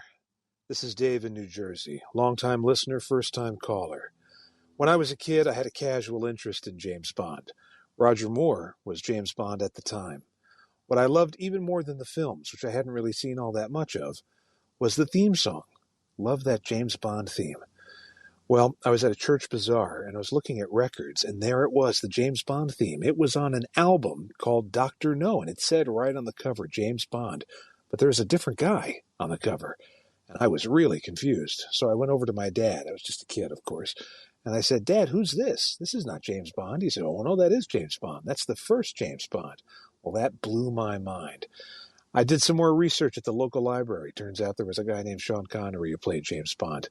Well, Dr. No was coming on ABC Sunday night at the movies. I was thrilled. I went and got the book, and I was reading it ahead of time, and I watched Dr. No, and I had never seen anyone so cool in my life on screen. I loved that film, and I loved Sean Connery. He sent me down a rabbit hole of buying all the James Bond novels, of buying the James Bond role-playing game, the whole bit, and it all stems from Sean Connery. Roger Moore was my Bond and still is my Bond, but so is Sean Connery. Rest in peace, Sean. Hey guys, this is Joel from New York City. I love the podcast. Just wanted to drop a note about my favorite actor, Sean Connery. I think he's many of our favorite actor. I'm still sad about his passing. I'm young enough that I grew up with Roger as my Bond, and I still love Roger and always will. But when I was about 10, I saw Dr. No for the first time, and I quickly switched allegiances to Sean, and I've never really wavered. I think he was a rare celebrity. I idolized his background and was inspired by him as a guy who came from nothing. He was self-taught to achieve what he achieved. And then when he was as popular as the Beatles in the 60s, he walked away to take other roles. And eventually, after some ups and downs, he became an Oscar-winning actor, as we all know. Just a really inspiring guy. I've probably seen almost every film he's been in, and I think when you look at his career, he was never afraid to try daring parts, even low-paying parts for a time, anything to get away from Bond, before eventually embracing it later in life, embracing his history. I think we all know the Spielberg quote where he said there are 7 genuine movie stars in the world today, and Sean was one of them. And I think that's true. I think he had the ability to show up on screen in any capacity, even in a small role or crappy role, and just own it. There aren't many left in the world like that. I don't think there are any left in the world like that, and there'll never be another Sean. So rest in peace, Sean. You're a legend, and we all miss you. Sean Connery was the man who lived a great life. He was the original James Bond. And not only he was the first actor to portray James Bond on the big screen, he also did many great things in his life as an actor. He also donated his whole paycheck to a Scottish Education Institute after Time Reserved Forever. Nice. Had the capability to do everything he had in the palm of his hand.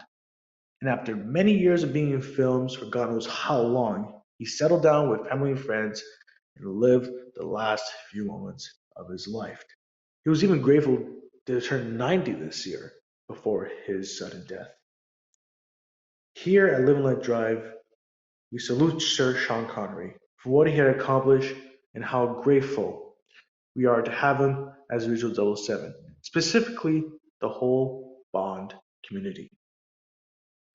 The legend may be gone, but his legacy still lives. Sir Sean Connery, you will be dearly missed by everybody in the Bond community. Hello gents, this is Steve Dayton from Station S.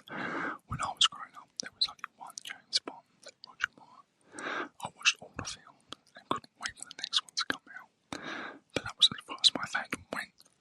Until I found out, some years later, there had been another actor who played Bond before Roger. So I went back to watch those films and to take a quote from Star Wars, there was an awakening. It was that pitch perfect performance from the opening scene of Dr. No, of the spy we would all love to be, that fueled my passion for all things Bond from that day on. So Sean Connery, simply a legend. Tom, Chris, keep up the good work. Bye. What's going on, guys? This is Joseph Thomas. I'm from the U.S., and my favorite memory from Sean Connery has to be from when I was a kid at the age of 5, and my grandfather showed me the first original 3 Bond films for the first time, being Dr. No, For Russia with Love, and Goldfinger. And I just remember once we finally got to Goldfinger, and quite frankly, I was watching Bond get his ass handed to him by Oddjob, and I was just stunned to be seeing this transpire, saying, this can't be happening. Bond is the strongest. He's the best secret agent. How could anybody be better than him or stronger? And my grandfather turns to me and says, yes, Bond, Oddjob is stronger than Bond, but Bond is more intelligent. He's smarter. And in the end, that'll be what matters when he defeats him. And he was right. And that, for some reason, those words kind of stuck with me in life, I guess. And watching those films with my grandfather when I was a kid is one of my most cherished memories. And I can't thank Connery enough for giving me that memory with my grandfather. It made me a lifelong Bond fan, and it's one of my most cherished memories I have. So rest in peace, Sir Sean Connery. You will be forever missed. Hi, this is Fran Gleason from Valparaiso, United States, calling in for the Sean Connery episode. So I was trying to think about, what my favorite memory of Sean Connery is, and I was initially going to say, watching the films, the Sean Connery films, and discovering those for the first time when I was growing up, especially Dr. No and From Russia with Love, watching those on repeat. And then I really started to think, and when I was born in the mid '90s, so the James Bond video games were huge. All my friends and myself would play them for hours. And I remember when I picked up the From Russia with Love video game for PlayStation 2. That was, I remember I had so many fond memories of that. Being able to play as Sean Connery in a video game, that was the coolest thing. Especially for a young teenager that had nothing better to do, than play video games. So, yeah, I had friends over all the time, and we would play the multiplayer on there, and I'd always, say, hey, it's my house, I got to be Sean Connery. But yeah, just a lot of fond memories of that, and just amazing films, amazing actor, amazing person. There's absolute legend. No one will, as everyone else probably will be saying, calling in, no one will ever come close to Sean Connery's portrayal as James Bond. Absolute legend. But anyways, that's all I got. Thanks for letting us call in. Bye. Greg from Station P, Pittsburgh, Pennsylvania, USA. First time caller. In the last year, discovered your site. Absolutely love it. You guys are great. Been slowly catching up with the episodes, but had to jump ahead because Connery is my favorite and had to call in. Sir Sean, great moments from each movie. Dr. No has to be the line, Bond. James Bond. From Russia with Love, my all-time favorite movie. Any scene with him and Karen Bay is great. And I love the line after the train fight, you won't be needing this, old man. Goldfinger, the whole golf scene, absolutely brilliant. And plus, of course, Connery became an avid golf fan. Thunderball, how cool was it when he was walking down the hall and hit the alarm with his elbow and said, I don't know, could it be the front doorbell? You only live twice. Love the rooftop scene with the great Fight at Kobe Dock tune playing in the background. Diamonds Are Forever. Bond being ruthless and wanting information on Blofeld. He says, speak up, darling. I can't hear you. And lastly, Never Say Never Again. The great comeback line. I wouldn't know. I've never lost. Thanks again, guys. Hi guys, this is Caleb Daniels with @Commando Bond. Before I get started, just want to thank you for giving us the opportunity as the JBR family to really talk about Sean and his impact on us. It really means the world.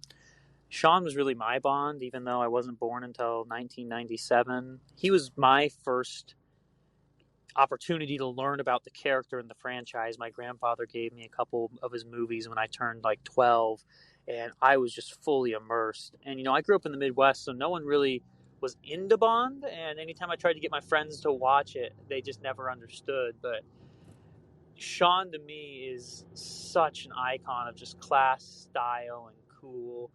And I think my favorite memory of him, because I never had the opportunity to meet that gentleman, obviously, was actually the day of his passing. I turned on Pluto TV in the hopes of catching him on the screen, and my audio didn't work for a few seconds, and License to Kill was finishing up, and suddenly I got it to work again right as Dr. No started.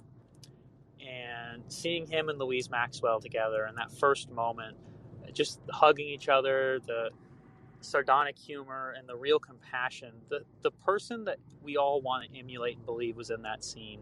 So thanks again, guys, for giving us the opportunity to grieve. The man's an icon. Cheers. This is Matthew Wood from Shaken Not Stirred. Sir Sean Connery was the man who got me hooked on Bond. I watched Goldfinger at the age of 13. I was in awe of his presence, charisma, wit, charm, everything that made his portrayal of Bond simply the best. I have very fond memories with my family watching his films. He was one of the greatest actors the world has seen. He'll continue to inspire people, and whoever becomes Bond will no doubt go back to what Connery did as the blueprint. I hope you're having a really good catch up with the rest of the Bond gang in 00 Heaven, Sean. Thanks for the memories. Hi, JBR. This is Richard Gersh from New York across the pond. I've been enjoying your podcast for many years from almost the very first episode. Thanks for giving me a chance to share my memories and love of Sean Connery. I was introduced to Sean and Bond when I saw Goldfinger in the theaters here. I was 7 years old. That's how old I am. So for me, he was my Bond. He was Bond. The other guys after him, they may have played Bond, but Sean was the guy. I was really kind of crushed when he left the series. Actually, a little disappointed with Diamonds, but I thought he was great when he came back and was an older Bond in Never Say Never Again. And I liked his other films as well. Some of them were kind of silly, like Zardoz, and others were just great. I especially loved when he played Robin Hood, one of my other favorite heroes in Robin and Marian, a really underappreciated film. I was sad that he wasn't on the scene very much the last few years, but maybe it's best that he retired when he did. We didn't have to see him get older and more frail, and I think it was a blessing, perhaps, that he passed away in his sleep peacefully with his loved ones.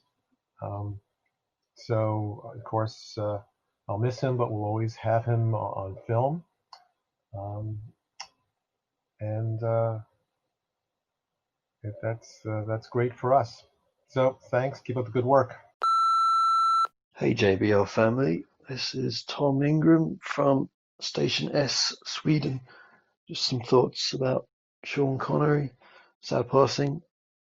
He was my introduction to James Bond through Diamonds Are Forever, which I saw at the age of about 5 years old. And I remember thinking that it was the coolest thing I'd ever seen. And Sean Connery as Bond was the coolest thing ever, really. So yeah, very sad that he's passed. Also, he was my grandma's favourite Bond, which is important. So yeah, thanks Sean, thanks for the great films. R.I.P. Sean. Cheers. Hi, Jamie here in Sweden from England, sending in my thanks for Sean Connery. He was the first Bond and created what is Bond for me. There are arguments that other people helped create Bond, but I don't think without Sean Connery, Bond would not be what it is today.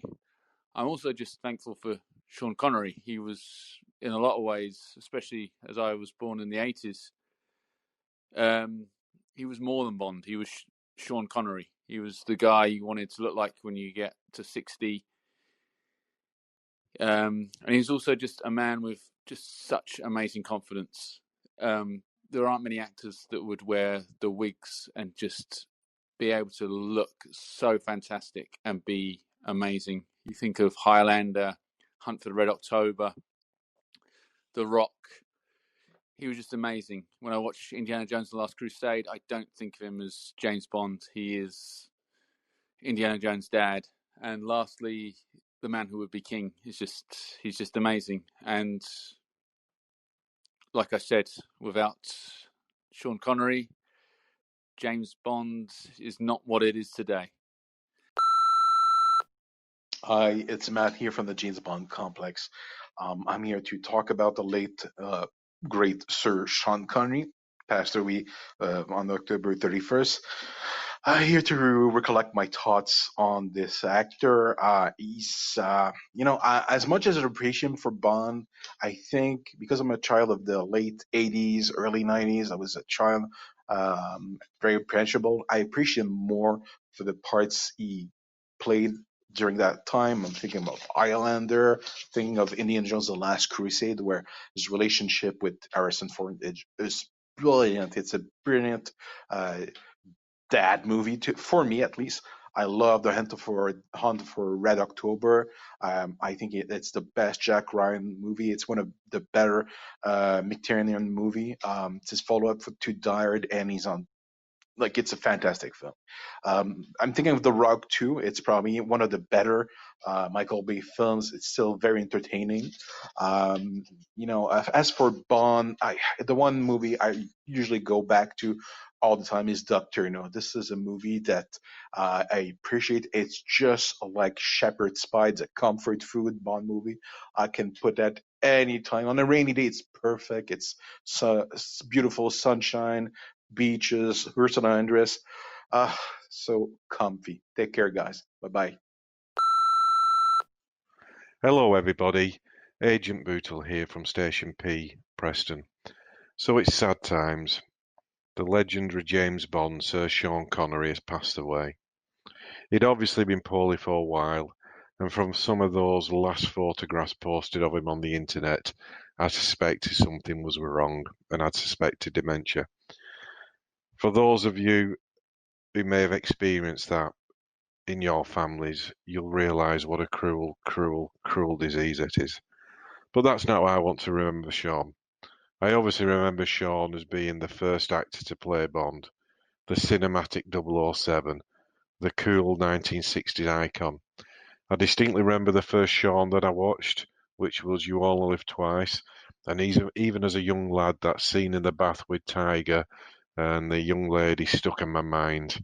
Very, very sexual. But I also remember Sean for having the most illustrious post-Bond career. Great films, great entertainment, such as The Man Who Would Be King, Highlander, The Last Crusade, The Untouchables, The Hunt for Red October. So Sean, wherever you are tonight, I'm raising a glass to you and saying thank you, mate. Thanks for the entertainment. Thanks for the memories. And if you are up there, I hope you're having a drink with Cubby, Sir Roger, Desmond, Terence, and the rest of the gang. So rest in peace, Sean, and all the best. Thank you. Hey guys, JBR Radio. Thanks for allowing us Bond fans a chance to reflect on what Sean Connery means to us. Really appreciate it. Connery's been the epitome of coolness for as long as I can remember. I'm almost 50, so I grew up with Roger Moore, but really Connery was who I gravitated to in terms of the original and the best of 007, though I still love me some good Roger Moore. The great thing about Connery is that he had so many great non-Bond movies. Untouchables, Indiana Jones, Hunt for Red October, The Rock. I don't know, it feels odd that he's gone. It feels like a piece of me is gone, even though I've never met him. It's a strange feeling. Anyway, I thought I could honor Mr. Connery by doing a little impression of him. I think I'm okay, but here are a few quotes from his movies over the years. We're strangers in an unholy land. Winners go home and fuck the prom queen. You want to know how to get Capone? They pull a knife, you pull a gun. He sends one of yours to the hospital, you send one of his to the morgue. That's the Chicago way, and that's how you get Capone. And finally, the name's Bond. James Bond. Rest in peace, Big Tam. We will never forget you. Hi to everyone at James Bond Radio.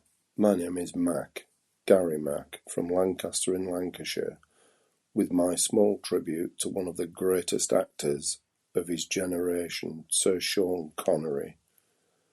So many film roles I've loved during his career, such as A Bridge Too Far, Murder on the Orient Express, The Man Who Would Be King. The list is endless. Just a name on his poster sold it for me. His most celebrated film role came in '62, when as a relative unknown he was cast as Ian Fleming's James Bond in Dr. No, and this would catapult the 32-year-old actor to superstardom. There are so many films which he has made after leaving the series and became a force in the industry. The Hunt for Red October, The Rock, Entrapment, and his Oscar-winning performance in The Untouchables. So we are all left with a huge void to fill, but the body of work will be an everlasting memory to Sean Connery, who spoke the most famous words in cinematic history. Bond. James Bond. Good evening, gentlemen. Kyle Barbeau, Easy Smiles and Expensive Watches on Instagram, and your man in New York. Well, we knew this day was coming, but it's still hard. Whether or not he's your favorite James Bond, he was the best James Bond. It took a while for Sean Connery's death to really sink in for me, but that's probably just because he was out of the public eye for such a long time. He truly was a movie star of a dying breed. He also was a man. Just the type of guy that we all aspire to be. I don't know who I would be if it wasn't for Sean Connery. I think the persona of Sean Connery is as large as that of James Bond. He's an icon, a legend. Legends never die. I'll miss him, though. Hi guys, it's Khalid Hosni from Melbourne, Australia, known online as Licensed to Create. My condolences to the James Bond radio team and all the Bond fans mourning across the world. The day I'm sure we've all been dreading has sadly become a reality. Sir Sean Connery, my personal favourite Bond, has sadly died. When I heard the news late on a Saturday night, I was shocked and shattered. He was a personal hero of mine, the one who started it all, the perfect envision of Bond. May he rest in peace. Like most of you, to comfort myself, I watched his first 3 Bond films, Dr. No, From Russia with Love, and my personal favourite, Goldfinger. There are an endless amount of favourite Bond moments of his, but I thought I'd share a couple of my favourites. His iconic first scene in Dr. No. We see him in a tuxedo, sat at a casino table, smoking a cigarette. Smoking a cigarette never looked so cool. Looking like a suave gentleman, irresistible to any woman or man. All the characteristics a man strives to be. Tall, dark, and handsome. Another favourite moment is the cheeky scene we see in Thunderball, when he's admiring Fiona in the bathtub. He hands her a pair of shoes after she asks him for something to put on. I want to thank James Bond Radio for all the incredible work they've done for the Bond community. I love your podcast, and I never miss an episode. Thanks, guys. Bye. This is Steve McConnell from Philadelphia, Pennsylvania, and in 1965, I was an annoying little 5-year-old, and it was only because my mother made her that my older sister took me to see Thunderball in the theater. And as young as I was, I'm sure I didn't understand much of what was going on the screen, except I understood this much, that guy on the screen was amazingly cool, and I wanted to be just like him. And that's a feeling that never, ever went away. In fact, in my 5th-year college reunion, a poll was taken of the men in the class, and when we were asked who we wanted to be, we didn't say the president or some great athlete. We said Sean Connery, and that was in 1986. And now, all these years later, Sean Connery is still the guy I most wish I had been like. Rest in peace, Sean.